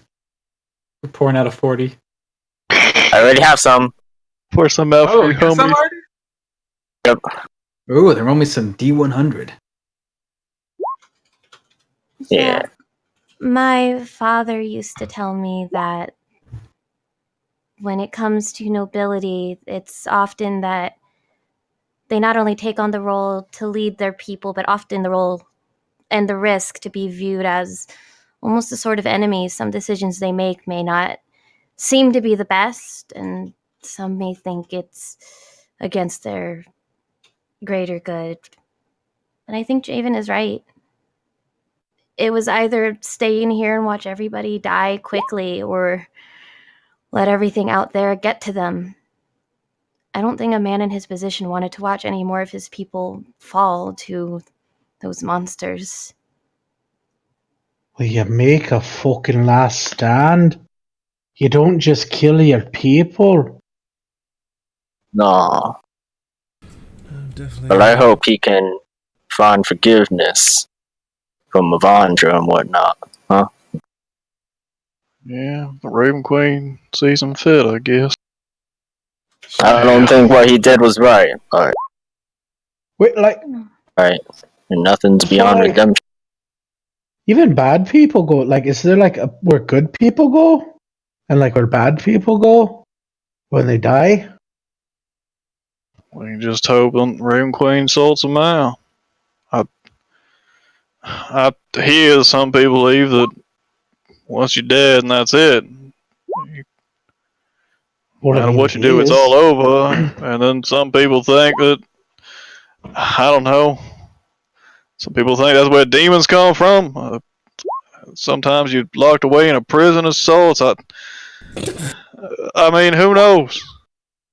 Is there an understood thing, God, of what happens to damn souls? Yeah. So true. Is there something? Am I making shit up while you're shaking your head at me? No, so there is sort of it depends on which gods you truly are devout to. Those who follow them sort of equally, just as the gods, they know that there is a place just that lies beyond for the good and for the evil. The good depends. Some people who follow the light, they say like one must do good and adhere from evil. They believe that they will be given a glorious afterlife. Some people who adhere to more carnal natures and who are more violent prone and prey to maybe the darker aspects of the gods believe that if they continue those paths that they will be rewarded in their own way. It's kind of hard to say exactly, but you as a devout follower of Avandra, you would have read many times that if you were to pass on and prove yourself a good person who has shown kindness, respect, and love towards all things, that you would basically be sent to a world where there is no evil. Your soul would find a place where your senses would never once again reach those terrible places. You won't sense the desecration or even the consecration. Everything will be good. Some people say that if they follow Tyr, those who often strive towards pure justice, they believe that their afterlife will be brought to an endless battle against great foes and from beyond. That they will basically always be the heroes adhering to true justice and smiting evil. It really depends on who you follow and where your beliefs align. But there is a general belief that good people go to good places, bad people get punished, and the general punishment is the flock. That if you are someone, usually you aren't reverent to the gods at all, or you have shown disrespect to one or many of them, and you really don't belong anywhere, that the Raven Queen will take your soul, and you will become one of the many who fly along the world, and even through the cosmos, the void itself, constantly shepherding souls to a paradise you will never reach. That is their only punishment that has been universal among all god beliefs. Samantha says all this from up by the stage. Blah, Lord, blah. Gregory doesn't change because he doesn't follow any of the one gods, so that works fine. Should we take all the bones and bury them outside? Doesn't it feel right to wait, see how would somebody know that? Because wouldn't only dead people know that? And if they're dead, how would they be able to tell us? Well, there's plenty of folk, Clyde, that work through the actions of the gods. That's where my own strength comes from. I ain't exactly as attuned to it as some, but there's stories of people that, hear the voices of them as souls, speak through them, sort of the eyes and ears. They hear voices? Well, What it's they not. say. Yeah, and it's not just random voices. It's meant to say that the god they're most connected to speaks to them to spread their message and their teachings to the people that want to follow them. Yeah, haven't you heard of Ayun? She was the first one to speak to us, you know. Well, I know I wrote on her bell. But, like, how do you know if She wrote someone on her bell.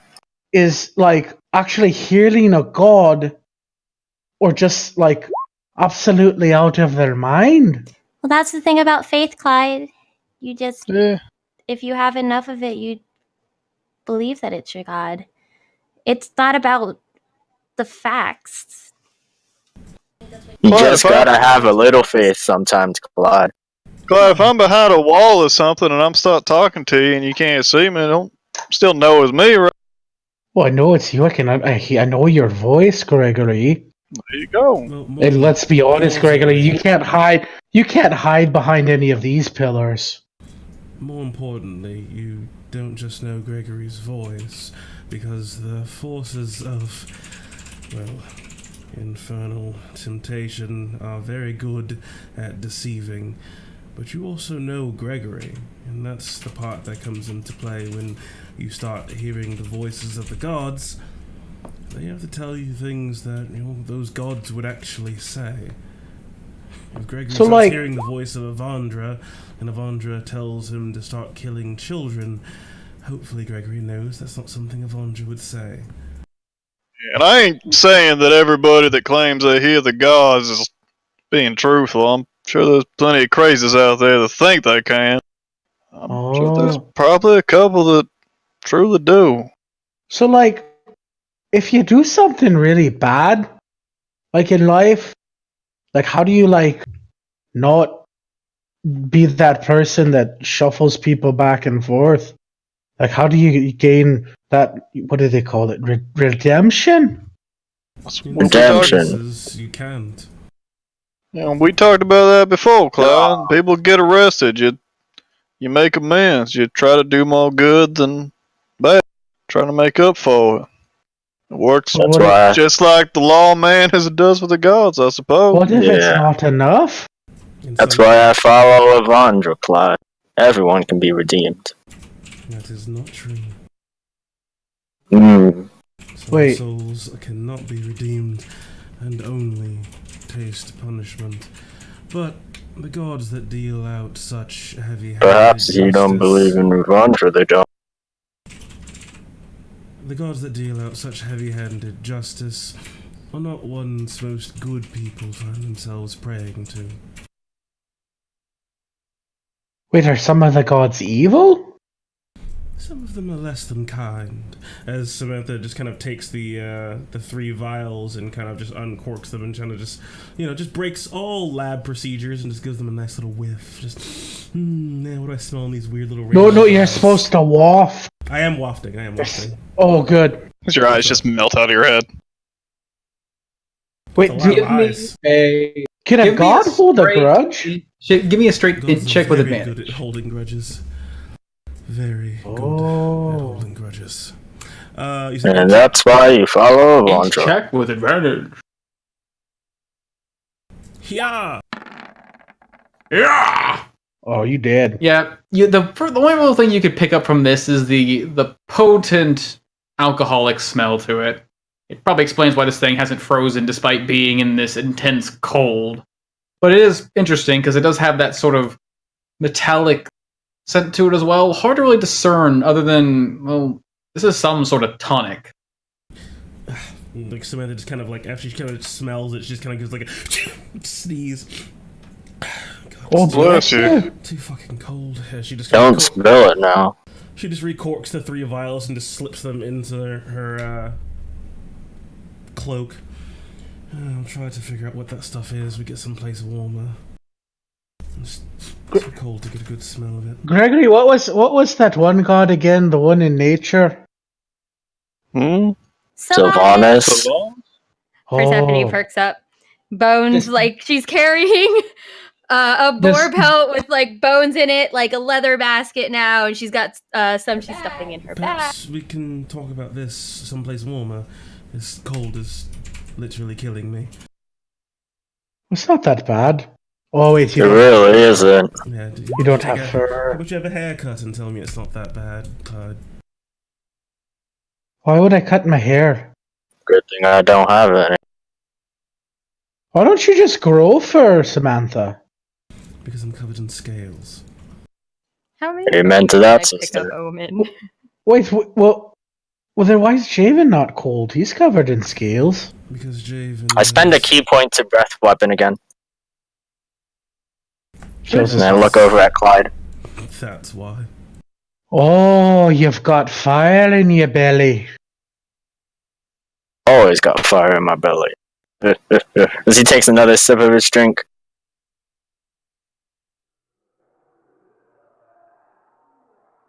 How many bones are in the Great Hall, Omen, and how many can I carry? It's hard Utilizing- kind of hard to count because you're going through all of them, and you can notice that there's you're like, oh, I think I got enough for a person here, and then well, there might be a few more bones because some of them are of great size, like femurs and arms, and others are quite small, like this individual digits and tarsals and carpals. But Why are you carrying bones?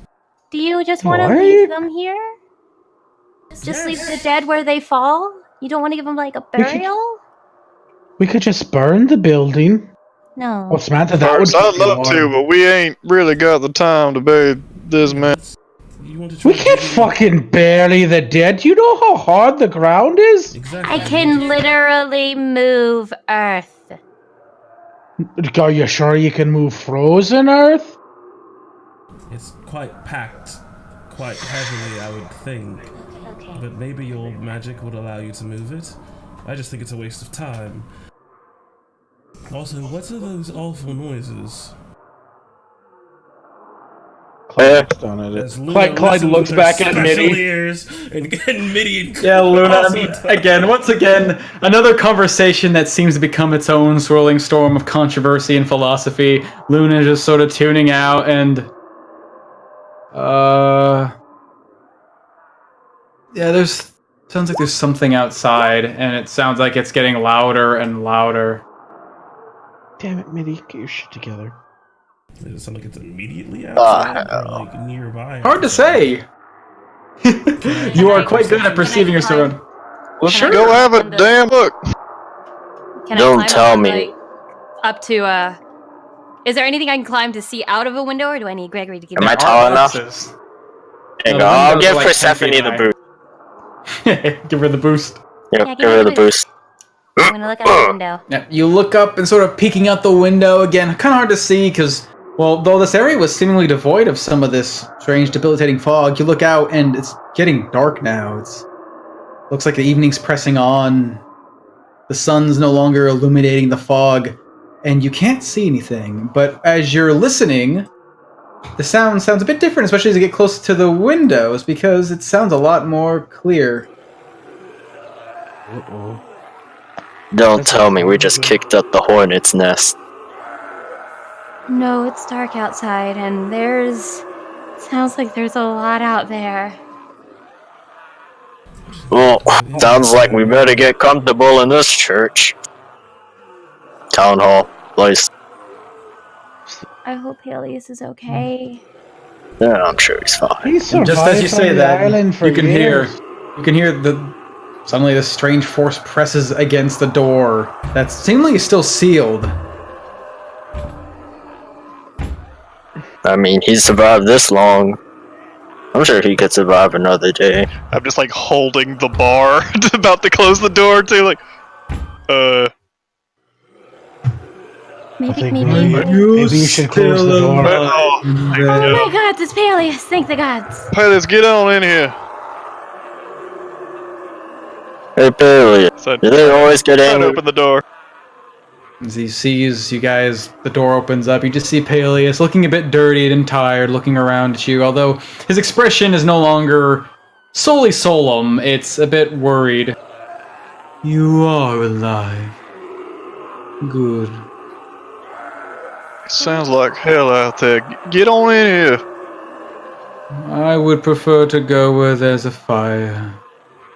It's safer there anyway. Is it safe to get there? Oh, It's only... looks over in the distance. About 100 feet or so. I guess it would take Then some let's time. go. Alright, let's get to getting. There's Alright, mad dash time.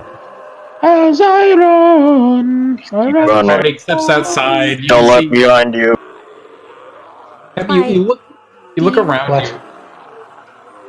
Do you have a way to make us like quieter so that we can get through a little more safely?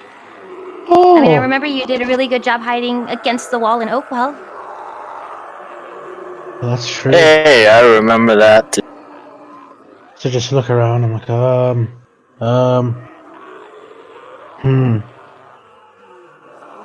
I just reach out of my fur and like pull a tough out and just go.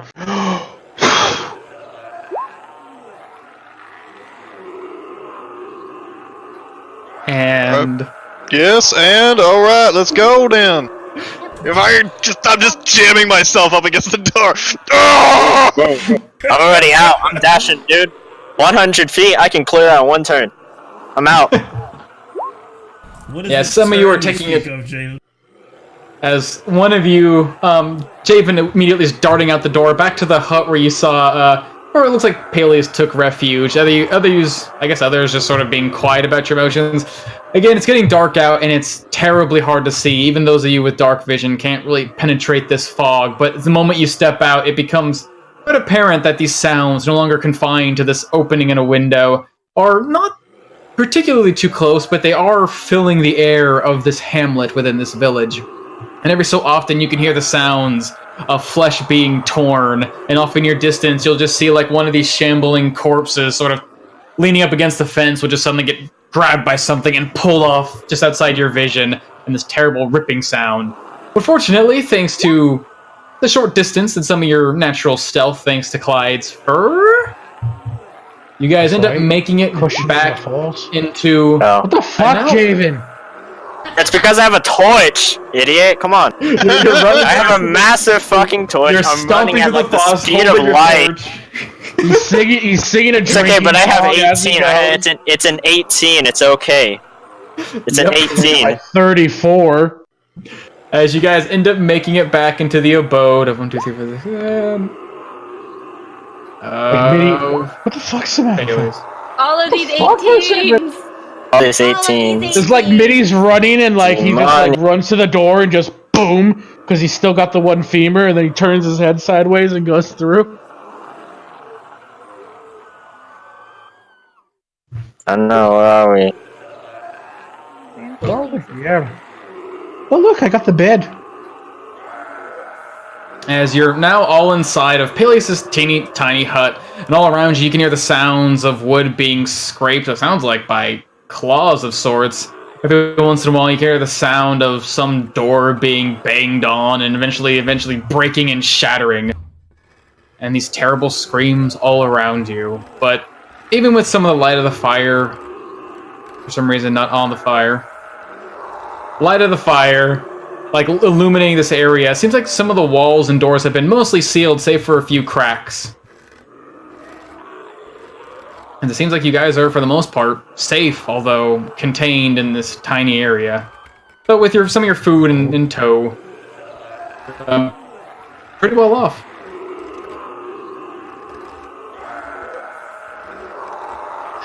As Peleus just begins to gather some... It looks like he has sort of just picked up some twigs and some loose branches, making sort of a low lolling fire. Nothing too outrageous or particularly warm, but compared to the cold of Stroma, it's kind of a welcome change. As he just sort of comes back into his room, carrying a barrel. Looks like it's sloshing with some sort of liquid, probably water, as he pours it out. Giving some refreshments after... Maybe give you guys some time to dress your wounds. Did you actually clear that place of its evil? Oh yeah. Yeah. Stephanie with Honestly, her, it was pretty easy.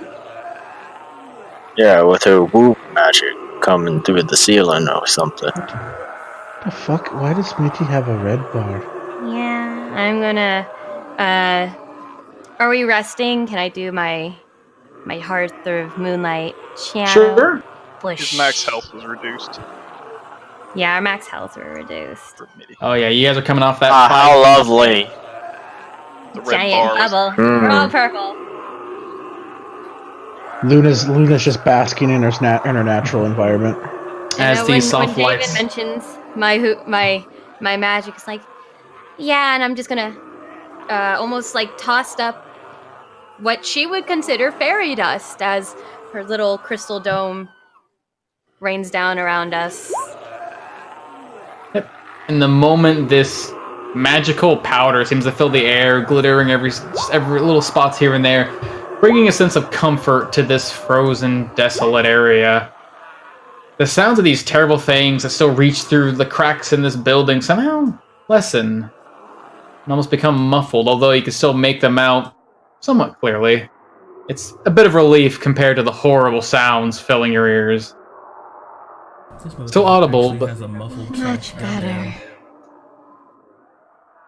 Oh, Claude, it was actually how many hit dice you had left.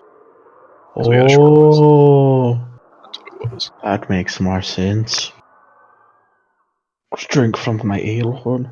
I must say I am quite surprised. I thought you were all going to die. I haven't much food to feed you all. Well, we I found assume- some. I'm sorry, keep going. No, it's fine. You can just interrupt me when I'm talking. I don't mean to. Don't be so rude, Persephone. Peleus people would be less likely to interrupt you if you were to talk a little bit faster. I'm not too- sorry. It is my fault. No, she's not Persephone's saying also kind of the worst sometimes, but it's fine. No, you're fine. Did you find that map? I It may not did. have been there. No, it was actually. And I dig out the book and I show it to him. He sort of looks through it, finds that page, pulls it out. And you see, just for a moment, that solemn expression, those sunken eyes and those dipped eyebrows raise ever so slightly, his eyes widen a bit. You actually did it. Yeah. That's what we set out to do. We're pretty talented. As he looks up around and the powder that fills the air, the soft sparkles. I almost don't believe it. I don't think I can. This must be another dream. Yes, a dream. It's a pretty damn good dream, if I say so myself. Even if you think that, the wisest thing to do would just enjoy it while it's here. It just says, is it a good dream? Really? This is what you want to dream about?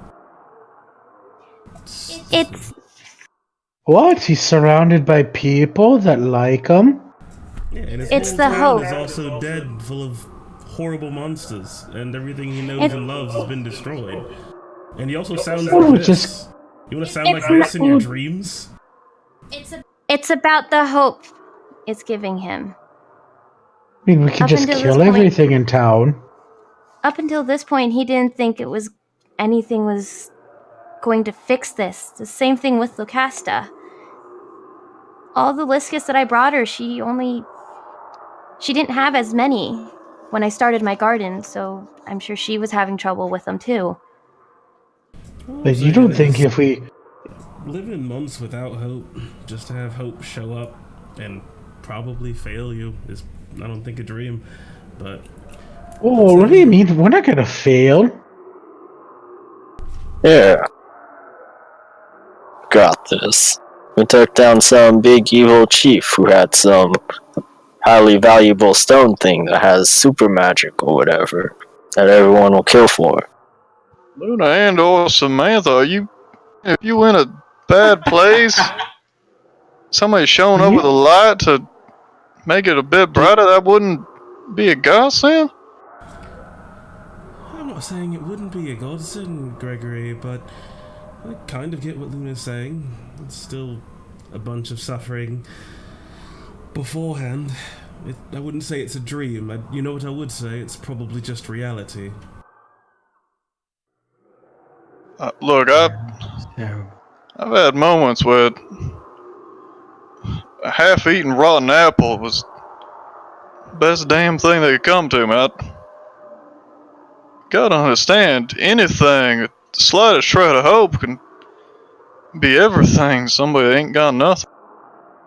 Peleus, I want you to understand, this ain't just a fading thing. Don't lose touch with it. We are here to help. We wouldn't come here if we didn't think we had a chance. This is important to us. In God's will, we get it done. What do you Just think, like... don't give up on it. Do you think if we kill the thing that did all this, do you think it'll turn the people back? I don't think it would turn the people back because the way that Sinkan works is that it kills you first. And it just puppeteers your corpse. So do you think it would make them stop? Yeah. Like just drop? That's what I'm thinking. Oh. When we when we stopped the leader, everything stopped. Everything fell. And so if we kill this thing, all these bodies, they're gonna hit the floor? Maybe. Very least, hopefully it'll stop it from spreading any further. Well, then put his town back. God, I just hope it gets rid of the cold. Nobody wants to go to a cold island. As all you guys are sharing this conversation, you can very quietly, especially Luna, just hear the sound of clink, clink, clink, like glass, tiny little pieces falling and shattering. As these tiny little frozen teardrops just start falling from Peleus' eyes.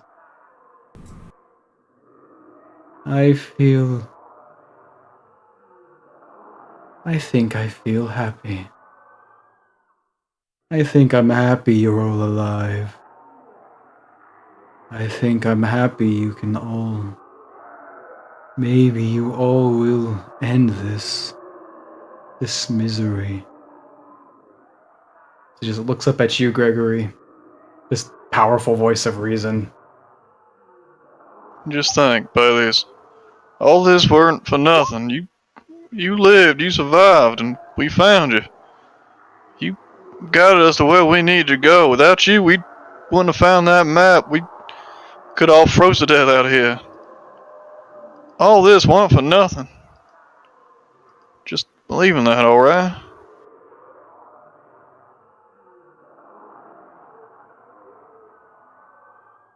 You remind me of someone I saw in a dream.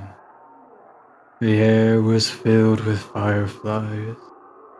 The ground was still just a touch green. And there was a kind man. He didn't say anything. I don't even think he knew I was there. But he was nice just to be around. Him and his horse. I think I'll believe in this dream. I think I'll believe in you. That's all I'm asking. Saying that, I am tired. We impose upon you, Peleus. Take a bit of a rest. It's fine. They won't stop until the night is over. Though I would watch the doors and the windows. There hasn't been this many in the village for quite some time. I got you. We usually take up watches anyway, so keep an eye out. I'm sorry, y'all. Y'all mind if I take last watch? My eyes are getting heavy. Fine. I'll take the first watch. Yeah. Gregory, did you find anything, like, soft in those crates? Yeah, there's actually some halfway decent furs in here. Some of them were rotted all to hell, but I think I picked out some good. There's about a dozen or so. Can you take one of them and just use your axe to sort of cut it up a little bit? Why are we cutting them up? The mind is a fragile thing, and fear is, well, it's killer. If you take some of those furs, perhaps an unusual hand axe or something, sort of cut it up into little chunks. Those of you that need to sleep, just try to stuff it into your ears. Try to drown out all this death around you. Oh, alright. Do that. The scratching and the banging. I do not want you having unrestful sleep.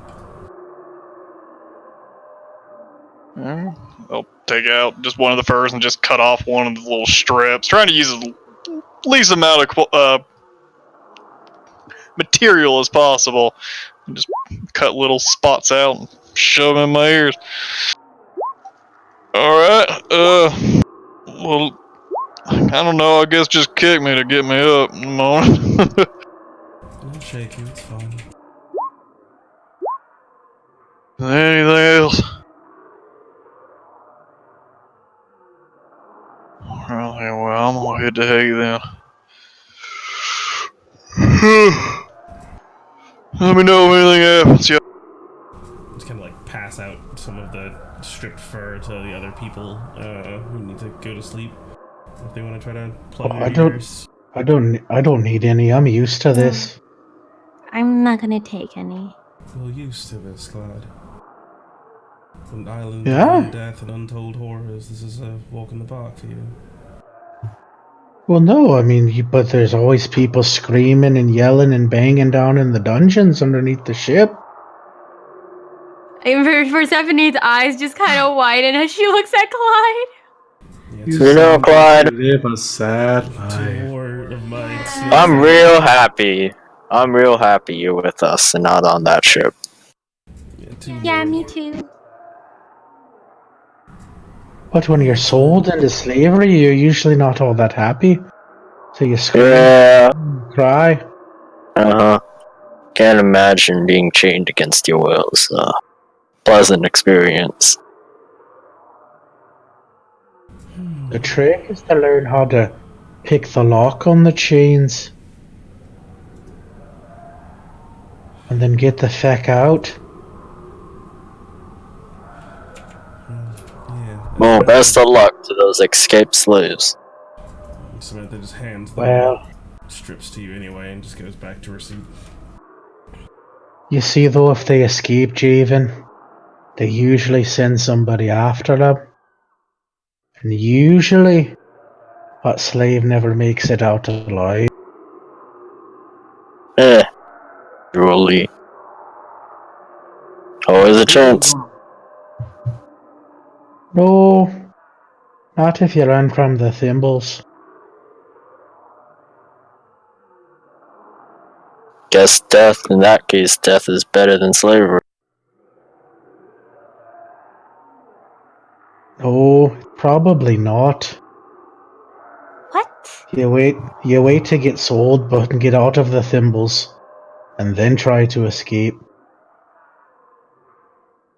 Now I'm sad again. He does that sometimes. I don't think he quite realizes it. Have you tried illness? Persephone's sitting herself down and just taking some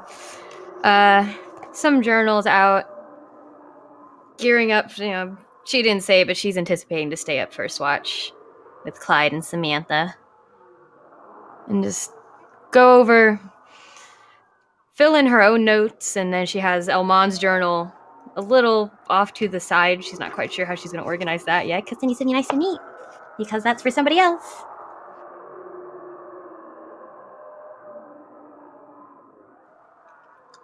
But the first thing she does is she starts writing some letters to her family. She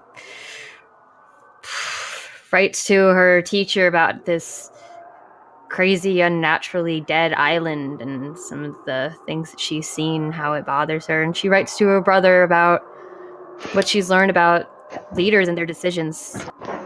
And her father was right. Being noble often means needing to make decisions that are less than ideal. She hopes to send him with the message that no matter the decision we make, it's something we need to live with, or something that can bring us peace and after death, because there's nothing worse than your soul being tortured by your own decision, like she's seen. And then trying to make herself feel better, because that sucked. She's gonna write a letter to her mom telling her that all the adventures she's having, but write it in more of a playful tone rather than a sad one. Persephone, what are you doing? I'm riding home, so that when I get back, I can send these letters to them. Oh!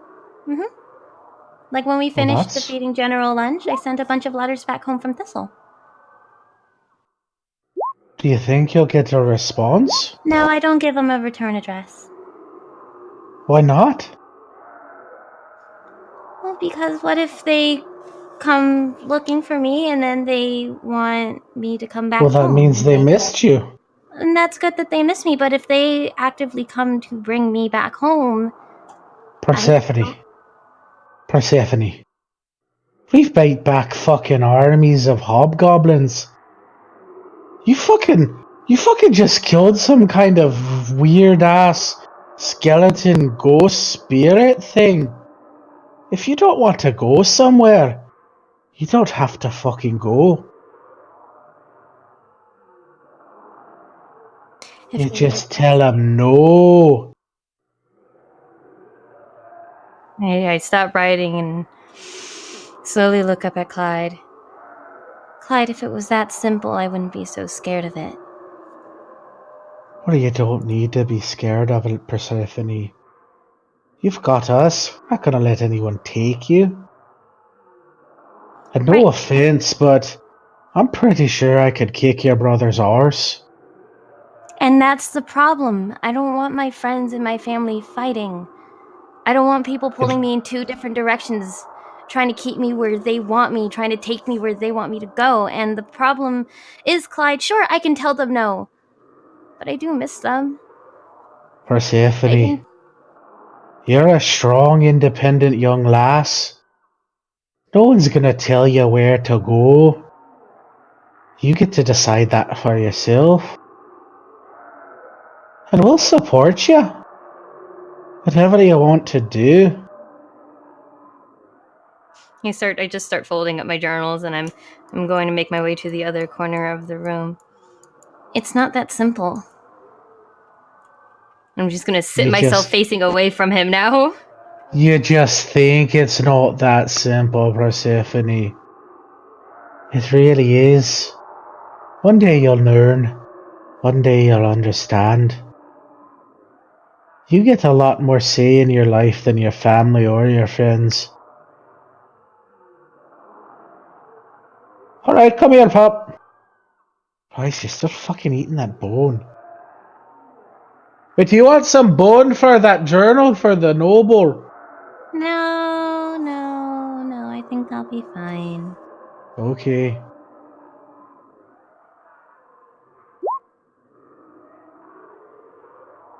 Yep, just mash it, like a pressed flower, give him a pressed bone.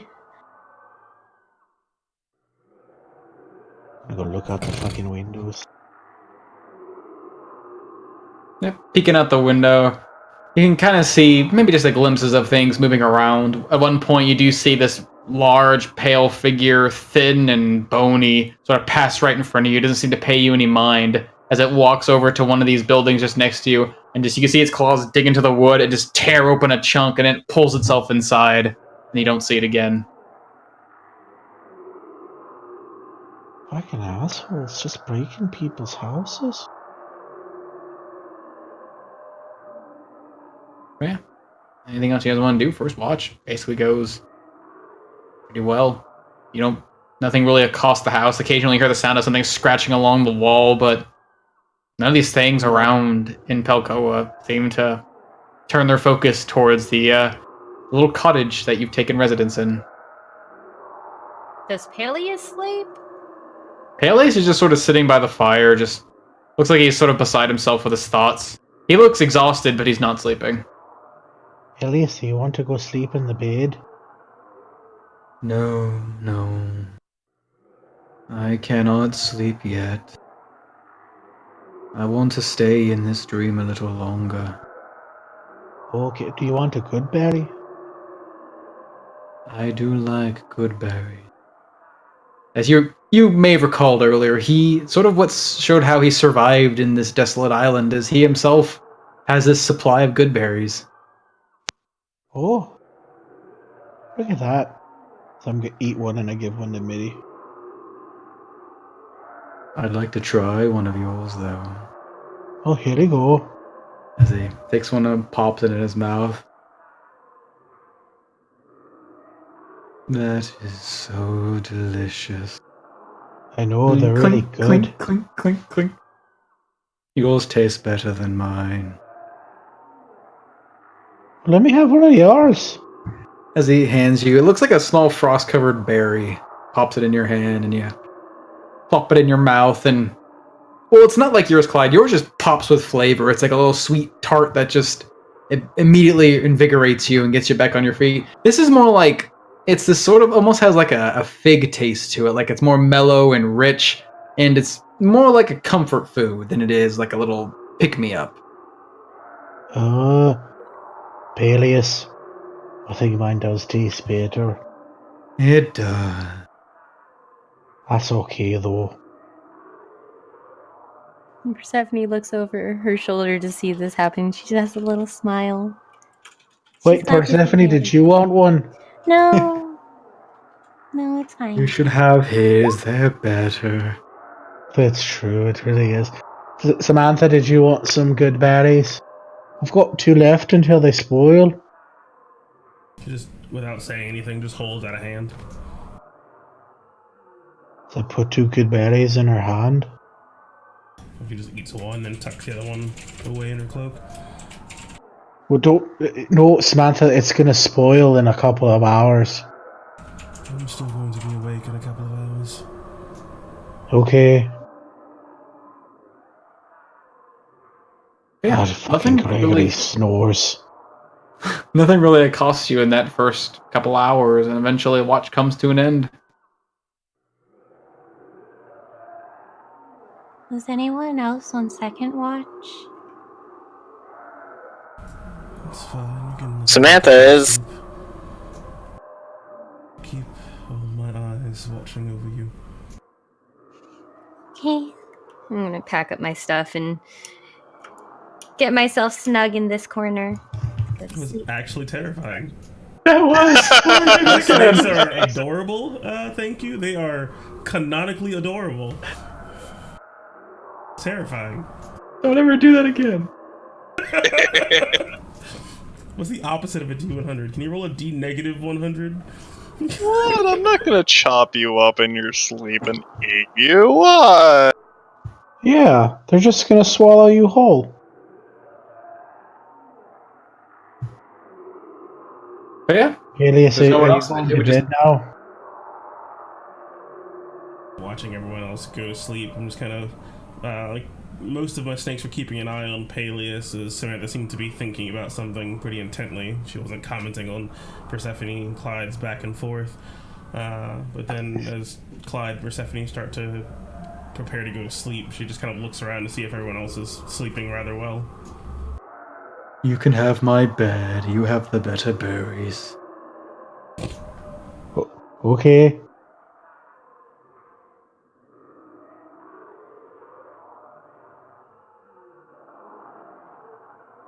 Me and Mitty curl up in the bed, stay nice and warm. Mm-hmm. It's a very small bed, but you're able to sort of nuzzle up to each other and find some extra I'm warmth. used to sleeping in a small bed.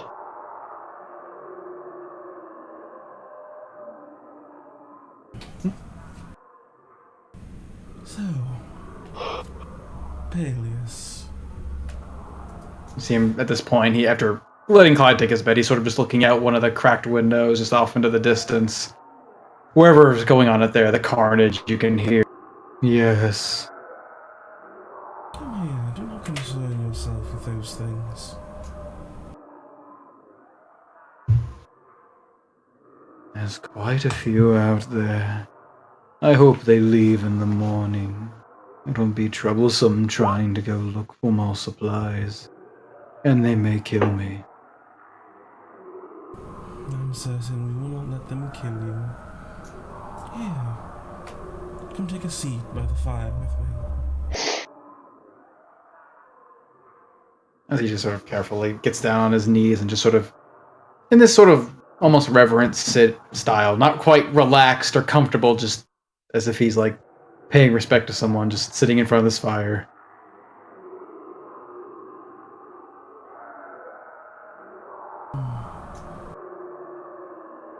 Been a lonely person all your life, it seems. There's not too many people like to spend time with me. But at the same time, I don't think I like spending a lot of time around other people. It must be my fault. But you have all been very kind. It's very unusual. I'm sorry if I'm being disrespectful and not reciprocating. It's all very new to me. It's understandable. You don't... Well, you can be not abrasive, but off-putting. But I do not find who you are to be bothersome, Peleus. Quite the opposite, actually. It's a nice change of pace to find someone else that can speak softly.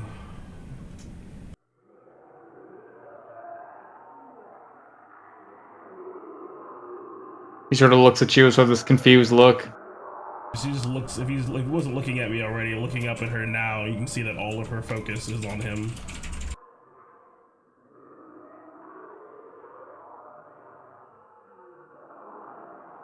Thank you.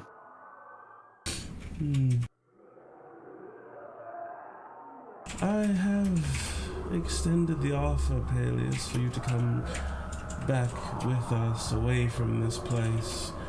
I do not think that even if we fix everything here, there will be much in the way of opportunity for you here. No, I think everyone is dead. The plants are dead. The island is frozen.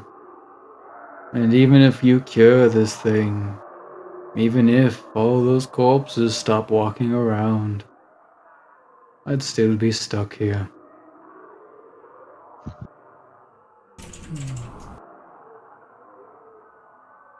I would appreciate your companionship.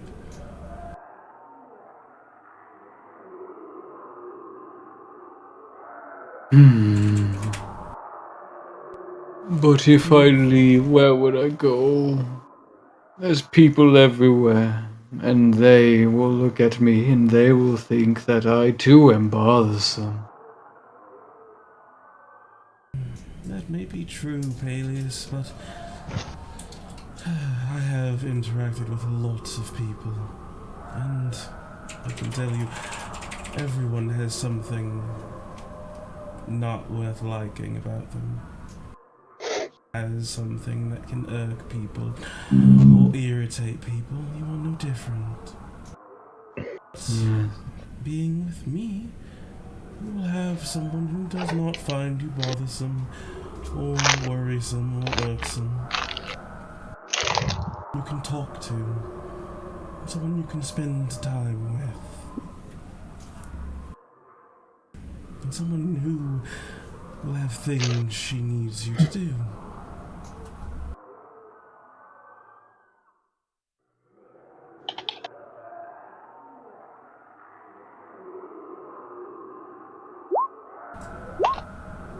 He sort of looks down into the fire, not really looking at you anymore. His eyes still sort of in that furrowed, his brow sort of in that furrowed state.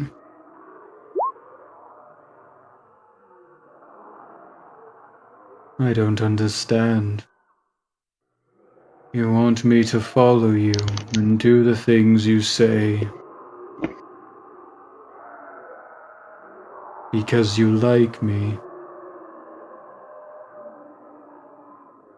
I certainly do not dislike you.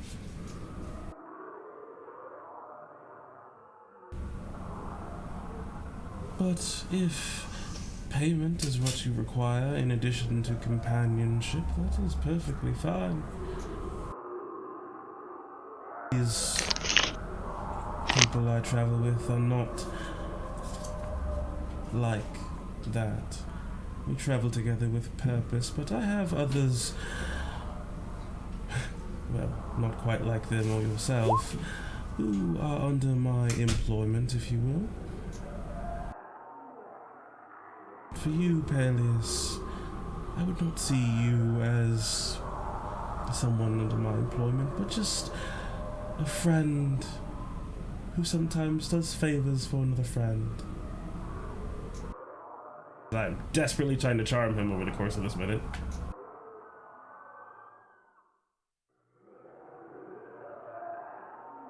No!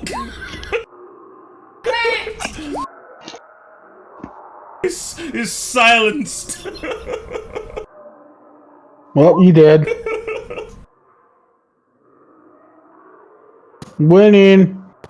Yeah, you see him continuing to stare into the fire as you're basically pulling out your words and swooning him and trying to capture him in your almost serpent-like charming way. He's trying to pull him along and from under your string. You see him continuing to stare at the fire, and then eventually he just looks back at you. Do you know why I don't like spending time around people? Because sometimes they'll say very nice things to you. They'll call you friend. They'll call you a companion. They'll say you're talented and you're kind. And then they'll say other things. Things you don't hear when you're around. Things they don't think you can hear. People will lie to you and break your heart over and over again.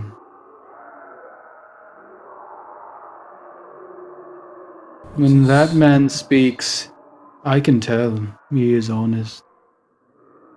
When that little girl speaks, I can tell she is honest. And looks up at you. But I have heard that voice many times, and it breaks my heart when I do. As he seems to be looking right through you, Samantha. Still sad in his expression, still hard in his basically sorrowful gaze, but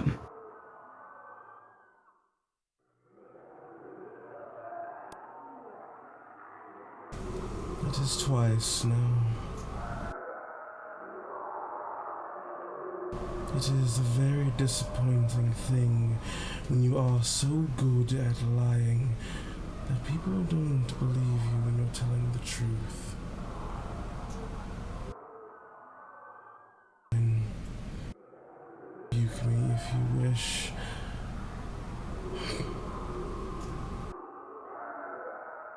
Samantha just kind of turns to look at the fire, only one of her snakes keeping an eye on him, as the rest of them seem to look to the rest of the party.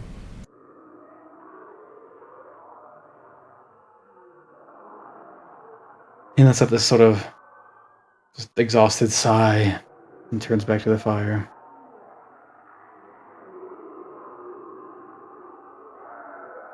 And he just remains silent for the rest of the watch. And basically the only thing that really punctuates the rest of this 2-hour spree is the crackling of a fire, though softened by Persephone's magic, and the muffled screams of things outside tearing away at whatever's left of the village of Helcoa. But eventually, second watch comes to an end. Unless there's anything else on third watch, it just continues to be silent. Peleus would get up to go check the windows, make sure that things are sealed. Occasionally might hear the sound of something scratching at one of the walls, and he would go look it over and make sure it's nothing trying to break its way in. But otherwise, nothing really seems to happen until fourth watch. Eventually, looks like it's time to get Gregory up.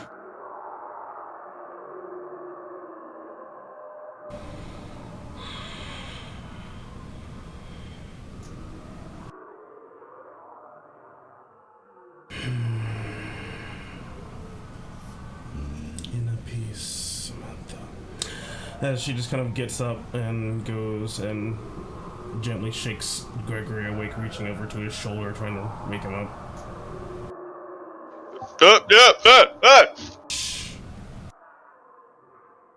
What? Samantha just puts a finger in front of her lips and she reaches down to snatch the fur out of your ear.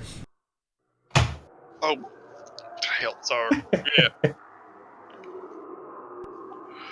Everything all right? Yes, our house guest has been... Host, rather, has been quite... This is my house now. That is Samantha's way. Haley's gave it to us.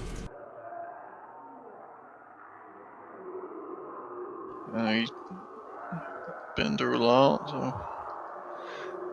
Well, you got a lot to think about. Been here alone for a long time. I'll stay up, though. I guess you ain't sleeping. Yeah, I'm up. I'm good. Samantha just kind of slides right back over to where she was sitting on the bench. Do a little patrol around the house, make sure everybody's sleeping soundly. Go sneak a peek outside the doors, my goggle on, see, make sure nothing's sneaking up on us. Yep. Really, the main thing to note, Greg, is the hour is getting on late now. It looks like it should be morning soon, although there's not a lot of light to really tell. What you notice with your goggles is the walls that were already somewhat, damaged and wrecked by, it looks like just, stripping winds in this wintry island have been very recently damaged on these outside buildings. You can see clear claw marks along the wood, and some planks have been just straight up torn off, if not gnawed off. As it looks like this village is, at least from as far as you can see, is being left in a pretty sorry state beyond this little cottage. Hell, gonna have to speed this up. Biz, you alright? I'm doing fine. It's almost morning. They should be gone soon. Good to hear. Yeah, I suppose we set out as soon as we can. Gonna try to get this fixed before this place falls apart. I'm sorry to say it, but hey, these buildings to pieces. Make sure we can get this done before they get to your house. I'm sure it'll be alright, though. We'll head off, and you just keep yourself safe here. You've been doing a good job of it so far. Sure, keep doing it. I'll certainly try. But please do hurry with saving this island. I'm afraid I'll be waking up soon, and this nice dream will end. Just hold on to it as long as you can. I got a question for you, Bailey's. And I don't know if you know anything about it. This whole thing, most of us think, since we ain't got much else to go on, that girl was the start of all this. You know much about her? I knew her quite fondly. She was one of the few who was actually quite kind to me. Although as she grew older, that soon changed. It's funny how the opinions of others will soon sway even the nicest of hearts. But I do know, from what I could hear through these thin walls, that as she grew older, she became more defiant to her parents, and she would leave the home, along with other children, off into the mountains. They had a place to hide away from their overbearing parents. A place that I knew of simply because I heard their conversations.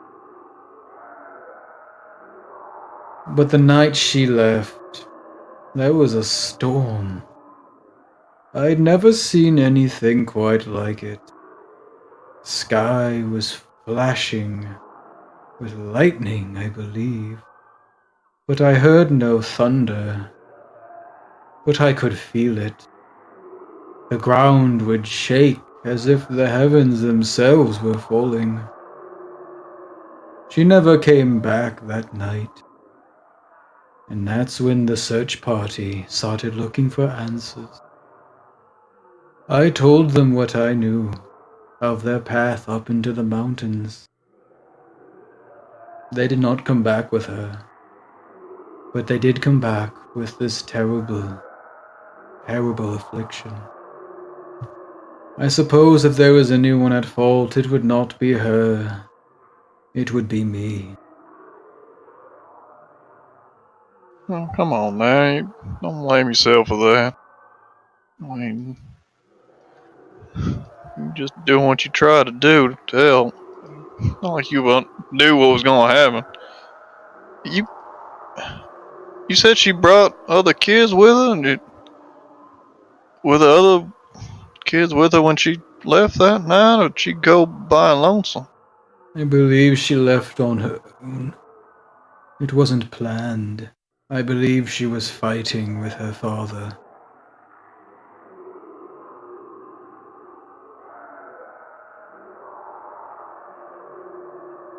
Was anything special about her, or maybe her family? She brought kids up there. Was she some kind of leader to them, or what? I'm just trying to get an idea of. I don't want to say she's the cause of this, but if there's something special about her that led to all this, anything could help. She liked to lead the other children around, because one day she too would be leading these people. She was the daughter of the chief. So she was the daughter of the man that was holed up in that hall, huh? A broken heart can do a terrible thing to a father. Can make him do anything to protect his people. Protect the ones he still has left. I can understand that. I won't pry no further. But anyways, I thank you for all that. Again, we'll just try and do what we can. We'll put an end to all this. I'll leave you to it.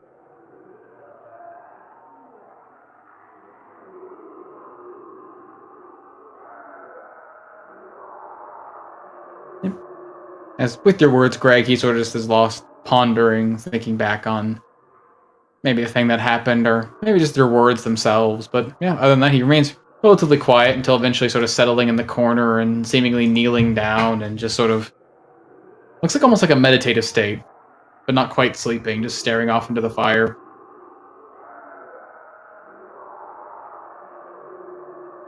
As unless there's anything else you guys want to do or talk about, slowly but surely morning comes. I'm good. After a little while, before people start stirring and waking up from their rest, the sound of this carnage outside begins to fade. It's not too noticeable at first, but eventually, those of you still awake, those of you sort of maybe nodding off or finding yourselves losing yourself in the white noise of a horrible death outside. Things begin to fade. Sound is gone.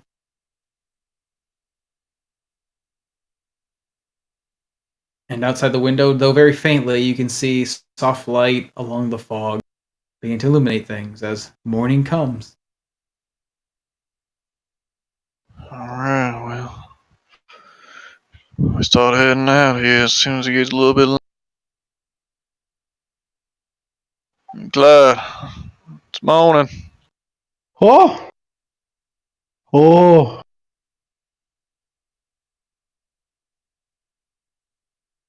Oh,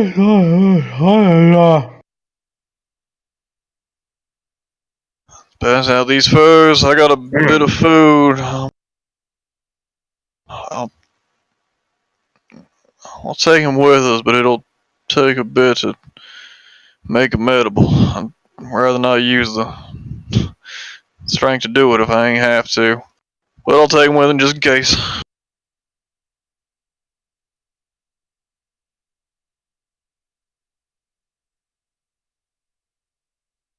Just start packing up and get ready to go.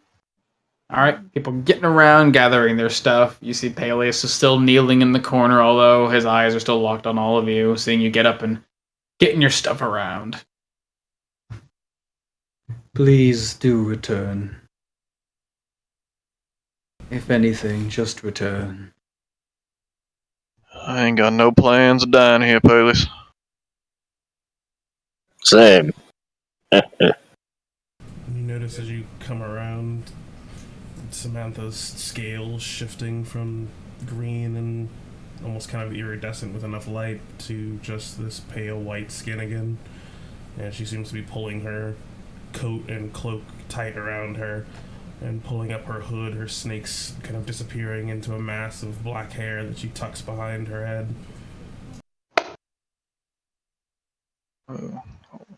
Here, take a couple of furs. There's enough to eat. She just nods her head and takes it. Around her, let's see, where would I actually have room? Around her waist. Kind of like, ever see like girls tie hoodies around their waist? Same thing. It's just furs. It's fine. Same difference. It's high school. This is high school. It's fine.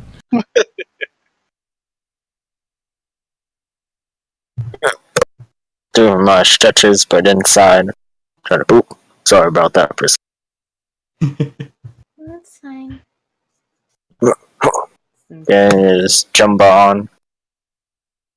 We're just taking a moment to organize which magic she's going to use that day. Mm-hmm.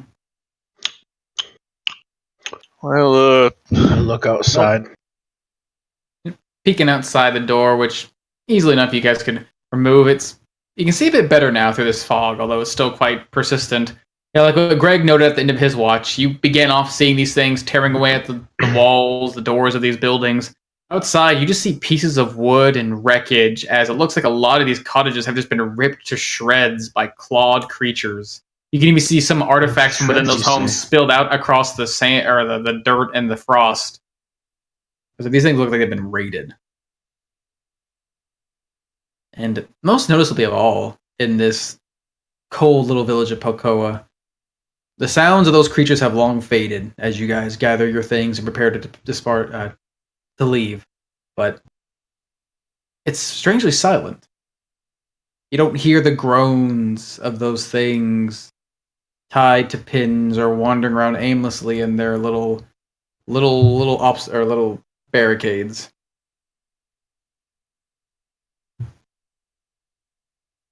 As anyone brave enough to step outside and see what happens, you'll find the village of Pelcoa, but all that's left of those undead creatures looks like gruesome streaks across the snow, the remnants of their footprints between the buildings, and nothing else. hell. Peleus? This place may not be safe any longer. As Peleus gets up, wearily looking out the window and eventually stepping outside, looking around.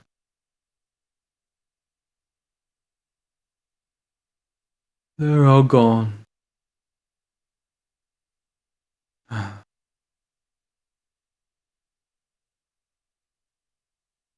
And there's nowhere else safe on this island. So be it. I still have my home.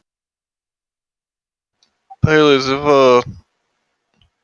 if you want, we got a ship east of here. It's a bit of a walk, but if you make it to it, it might be safe on there. I don't know how well these things would get across the ice. Or you could come with us. Certainly ain't gonna be safe, but It'll be safer. We'll be able to protect you at least. We'll at least try. Too many of those damn things. I feel like we sort of walked in here and, well, messed up what you had going. Even if it weren't prettiest, it kept you alive. If there's anything we can do. I've never seen a ship in quite some time. It's something new. If it's just outside their reach, perhaps I will look for it. It's quite a ways trek out in the ice. There ain't nothing out there but, well, nothing. So at the very least, you'll be able to see him come.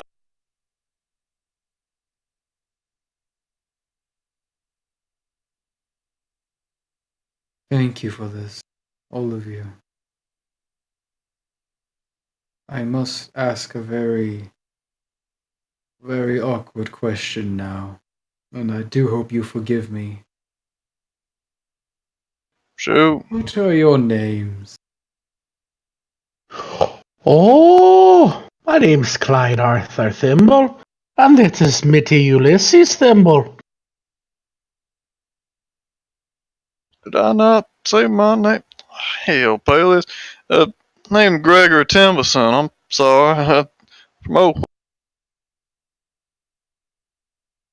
Javen Baharush, nomad and resident alcoholic.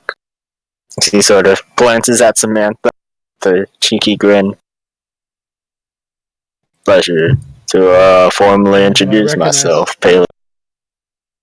Do I recognize Baharush? Not particularly. Sounds like kind of a weird name. Yeah. My name's Luna, alright? And don't say it too often. Oh, that's true. She doesn't like it when you call her by name. I just call her best friend. I hate when people I don't like address me, period. Exactly. That's why I always talk to her. I'm gonna walk up. Oh, you. I'm gonna walk up to Paley. It's like everyone crowding through the doorway. And I'm Persephone, Persephone Green.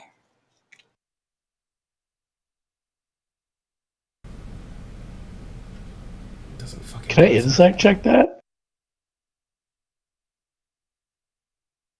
Let's see. I will remember these names for as long as I live. Please. Please remove this plague from this place. Even if the island remains dead.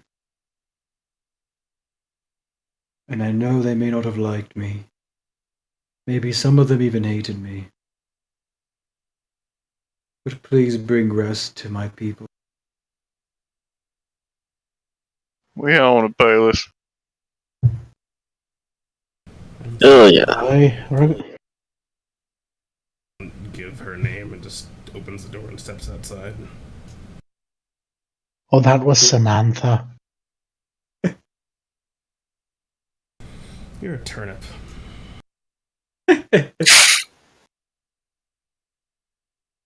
As party begins to depart out into this now quiet, isolated village. Persephone, your foot actually immediately comes down on something as you're walking through some of this rubble against one of the houses next to you, almost bringing it down in this crunch, but you manage to catch yourself with your elven grace. You see a portrait hand-drawn on the ground in front of the building you're next to, and you see a picture.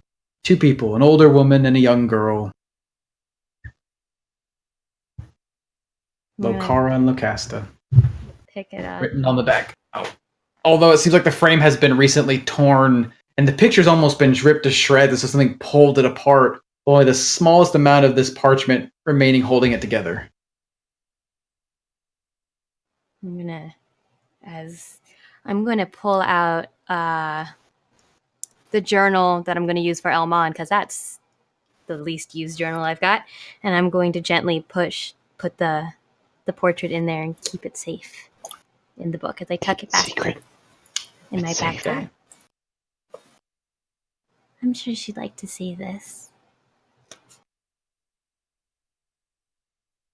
With that, a map in hand and a new path to follow, the Valiant Seven trek off into the mountains along this, looking for the edge of a river until you get to the edge of the edge of Pelcoa. Until through the fog you can see the faintest signs of looks like mountains through them, and somewhere down a deep valley that dips. Looks like where a river would be, although it's been far, far too empty for far too long.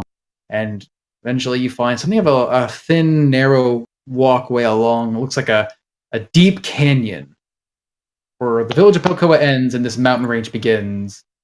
The wind around you blows terribly. It seems like this village offered some sort of natural resilience to this biting weather. But thankfully, due to Gregory's efforts of cloaking everyone in these thick furs, it's not so bad. You're able to weather it. But will you be able to weather the storm to come as you dive deeper Alright, and head everyone. towards the source? We gotta head out. I feel like it's gonna take us at least a week to get there. Yeah, the least. Damn. Do we at least bring some rations? Oh, no, we got good berries. Oh, we're good. We'll find out in a week. Oh, thanks, Claude. As that is where we will end our session tonight. Woo! Yay! We did it! We didn't die yet. As we die in the mountain, we all starve to Got death. smoke. Dang, who would have thought that the paladin that does radiant damage, that does extra radiant damage to undead, is effective at killing them? I'll talk to you about that later, Peter. I'll tell you exactly what happened.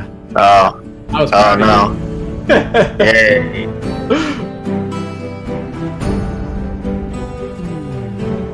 Indeed.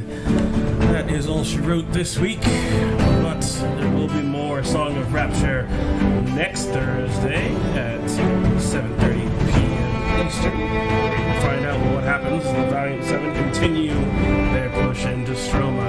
But before then, be sure to tune in this Sunday for The Expanse at 5 p.m. Eastern as we give our wonderful little after battle wrap up and also like a quick montage of a little bit of stuff that transpired over the last month or so as we cut forward in time to see what it is the Outriders and their interesting plots and plans will hopefully work for them this Sunday at 5 p.m. Eastern. So be sure to tune in for that for our wonderful 19th little game and all its crazy late game shenanigans and see whether or not Yoder blows up an airship by overloading its flux capacitor. Who knows what might happen? This and more could happen on The Expanse. And in between those two wonderful games, you have something quite precious. On Tuesdays, we have Kingdoms of the South with our little wee babas in the Apex Alliance going about adventures and trying to discern whether or not they should let these little monstrous wee babas live, or whether or not they should sell them, or try to raise them, or just slaughter them in their nest. I've heard slaughter. To get more information on what that's all about, and be sure to tune in this Tuesday at 7:30 p.m. Eastern for more answers and for more scintillating details as we'll go into Kingdoms of the South. You got 3 games a week, all week. Be there, be square. Don't do that. Actually, don't be a square. Be at the games. It's great. You have a great time. You have a great time when you're here. Other than that, I want to thank you all so much for watching, for being a part of the stream, and I also want to thank a wonderful small batch coffee company, Artisan Coffee, for sponsoring this stream and many more streams to come with our wonderful own personalized discount code LOCK10. You can go to Artisan Coffee and get yourself some wonderful flavored coffees today with no added sugar. The flavors are great. I'm personally a great fan of cookies and cream and maple bacon. You will not see me getting sponsorships with anything that I don't like to use myself, and I am a big fan of Artisan Coffee. Got some right over there on the shelf right now, and it is tasty. So check them out, see what you might be interested in. Maybe you want some strawberry cheesecake, maybe you want some maple bacon or French vanilla if you're a traditionalist. They have some non-flavored roasts as well. So just take a look, see what you got, see if you want anything. Maybe you have someone that likes coffee and you can get them a nice little gift or something like that. It's absolutely great, and you can get a wonderful discount by using that promo code LION10. at artsandcoffee.com. Other than that, I want to thank you all so much for watching once again, and I hope to see you again in our further streams. And as always, may your dice roll 20s, and you always make your saves. Bye-bye. Toodles! Bye.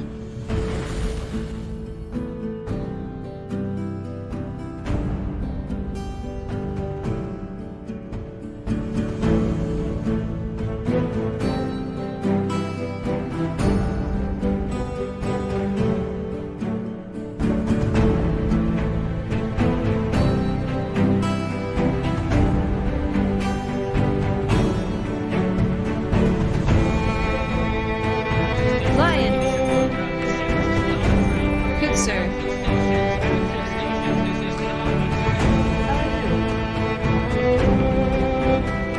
How you cut it? How's D&D tonight?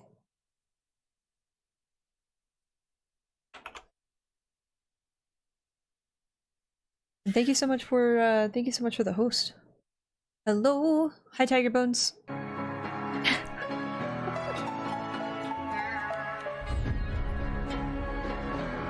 Lion, thank you so much. Dude, you are way too rad.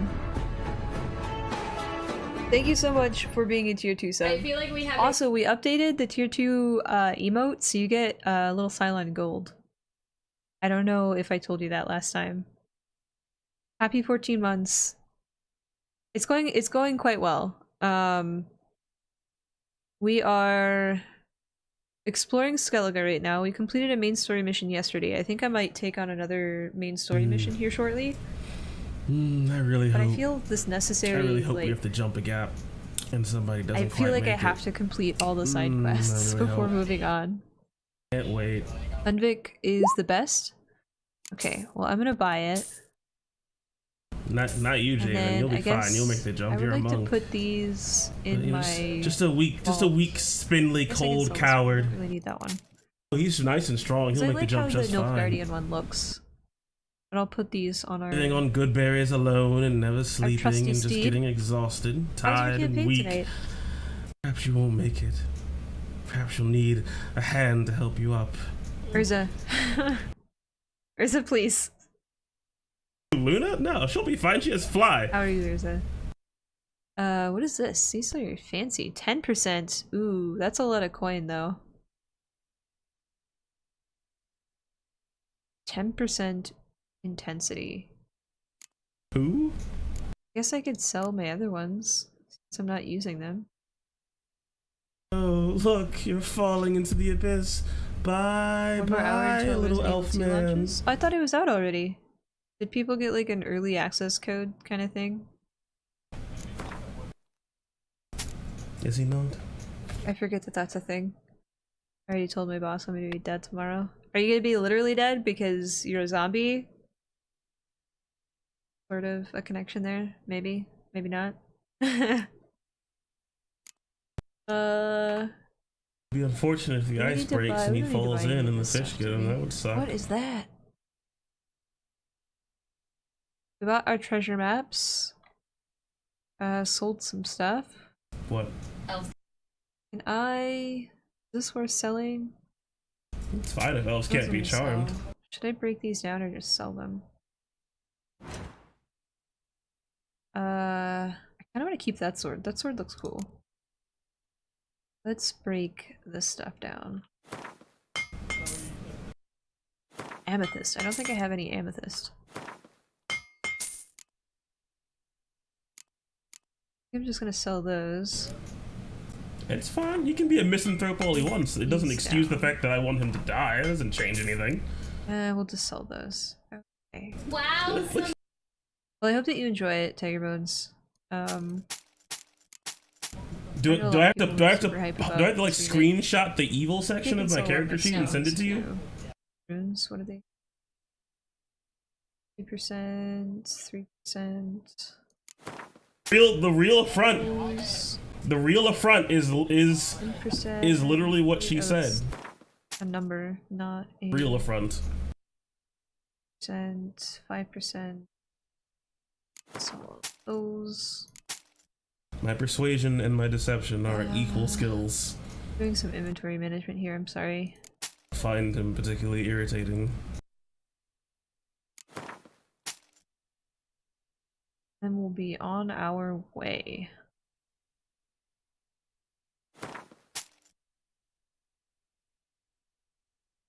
Undeath armor. Can I want to see what it looks like before you actually buy it.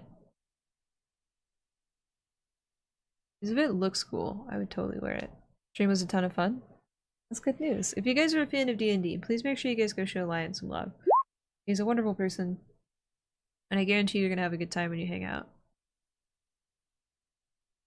You're at a stage where I'm both awake and falling asleep at the same time. That is a dangerous state. Especially if you're like browsing or reading or like doing anything where you need to remember where you were. Because I'll do that right before bed, I'll read and then I forget where I was and I fell asleep. The Undeath set looks really cool. I want to buy it, but I don't.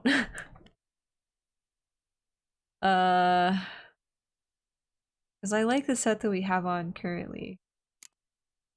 I'm not saying that during Fourth Watch I was imagining prepare. some horrible situation where Peleus is clinging to Gregory and I have to make a choice between And trying to let then- Gregory save Peleus or just shooting Peleus in the face. I wasn't saying that I was imagining Check out that what we have on situation, Rapture but I really quick. was. And it was fun. Maybe please from Gwent. Of course, Gregory would be all upset and he'd be all angry. How could you shoot her? What the fuck? And then I'd look him in the fucking face and I would tell him that I would kill anyone to get him home. 60 fear level, and this is No. 40. Yeah, so we need to put some of this stuff in our staff. I can tell you there's something image. growing Samantha that Yeah, I do is like the another fear set, too. ideal or It's pretty bond, rad. if you will, besides, hey, How are you hopefully doing? I don't die. How was Thing your is, hopefully I never Thursday? have to tell Thank you Gregory's for the siblings read. that Gregory Really appreciate it, died. Lion. I have to do that. You are one of my favorite humans. I'm sorry I haven't been playing a lot of co-op games lately, or games where I join up with friendos. We've had kind of a backlog on our story game list. Well, I also need to talk to. I think Oh, what's it's you. he? Doors need thumping. Ability. I was expecting him the second phase. Two. I was supposed to deliver a letter. Hard to kill.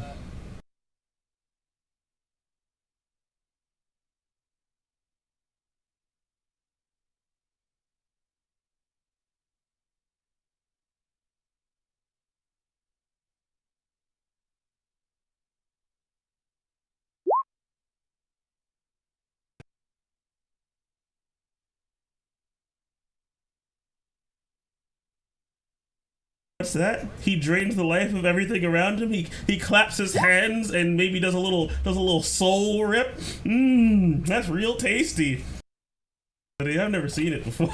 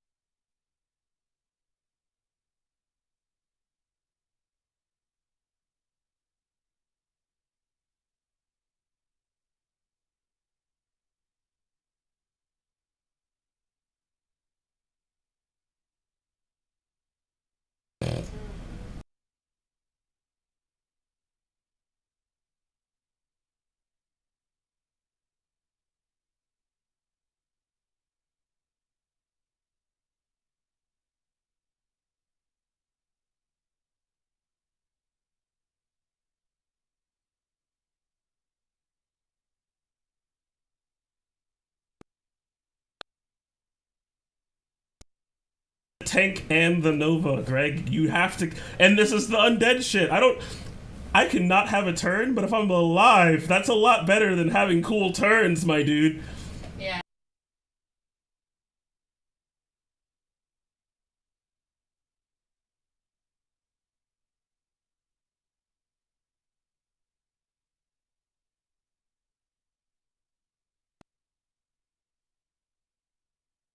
because the frightenness, it was working against Gregory. He had every reason in character to hesitate or whatever. I mean, to me, am I doing the thingamajiggy at the moment? Pushing the button, so I didn't realize. Oh, no, I was just pushing the button. I didn't have it set to voice activity. The moment is the fact that you were afraid and then you still hit twice and you smite twice, and that's like cool shit because I want my character to believe in you. So yes, I'm glad you smited his ass twice. That's why I was like, yes, okay, yes, do it, Yeah, fucking do it. I was gearing up for.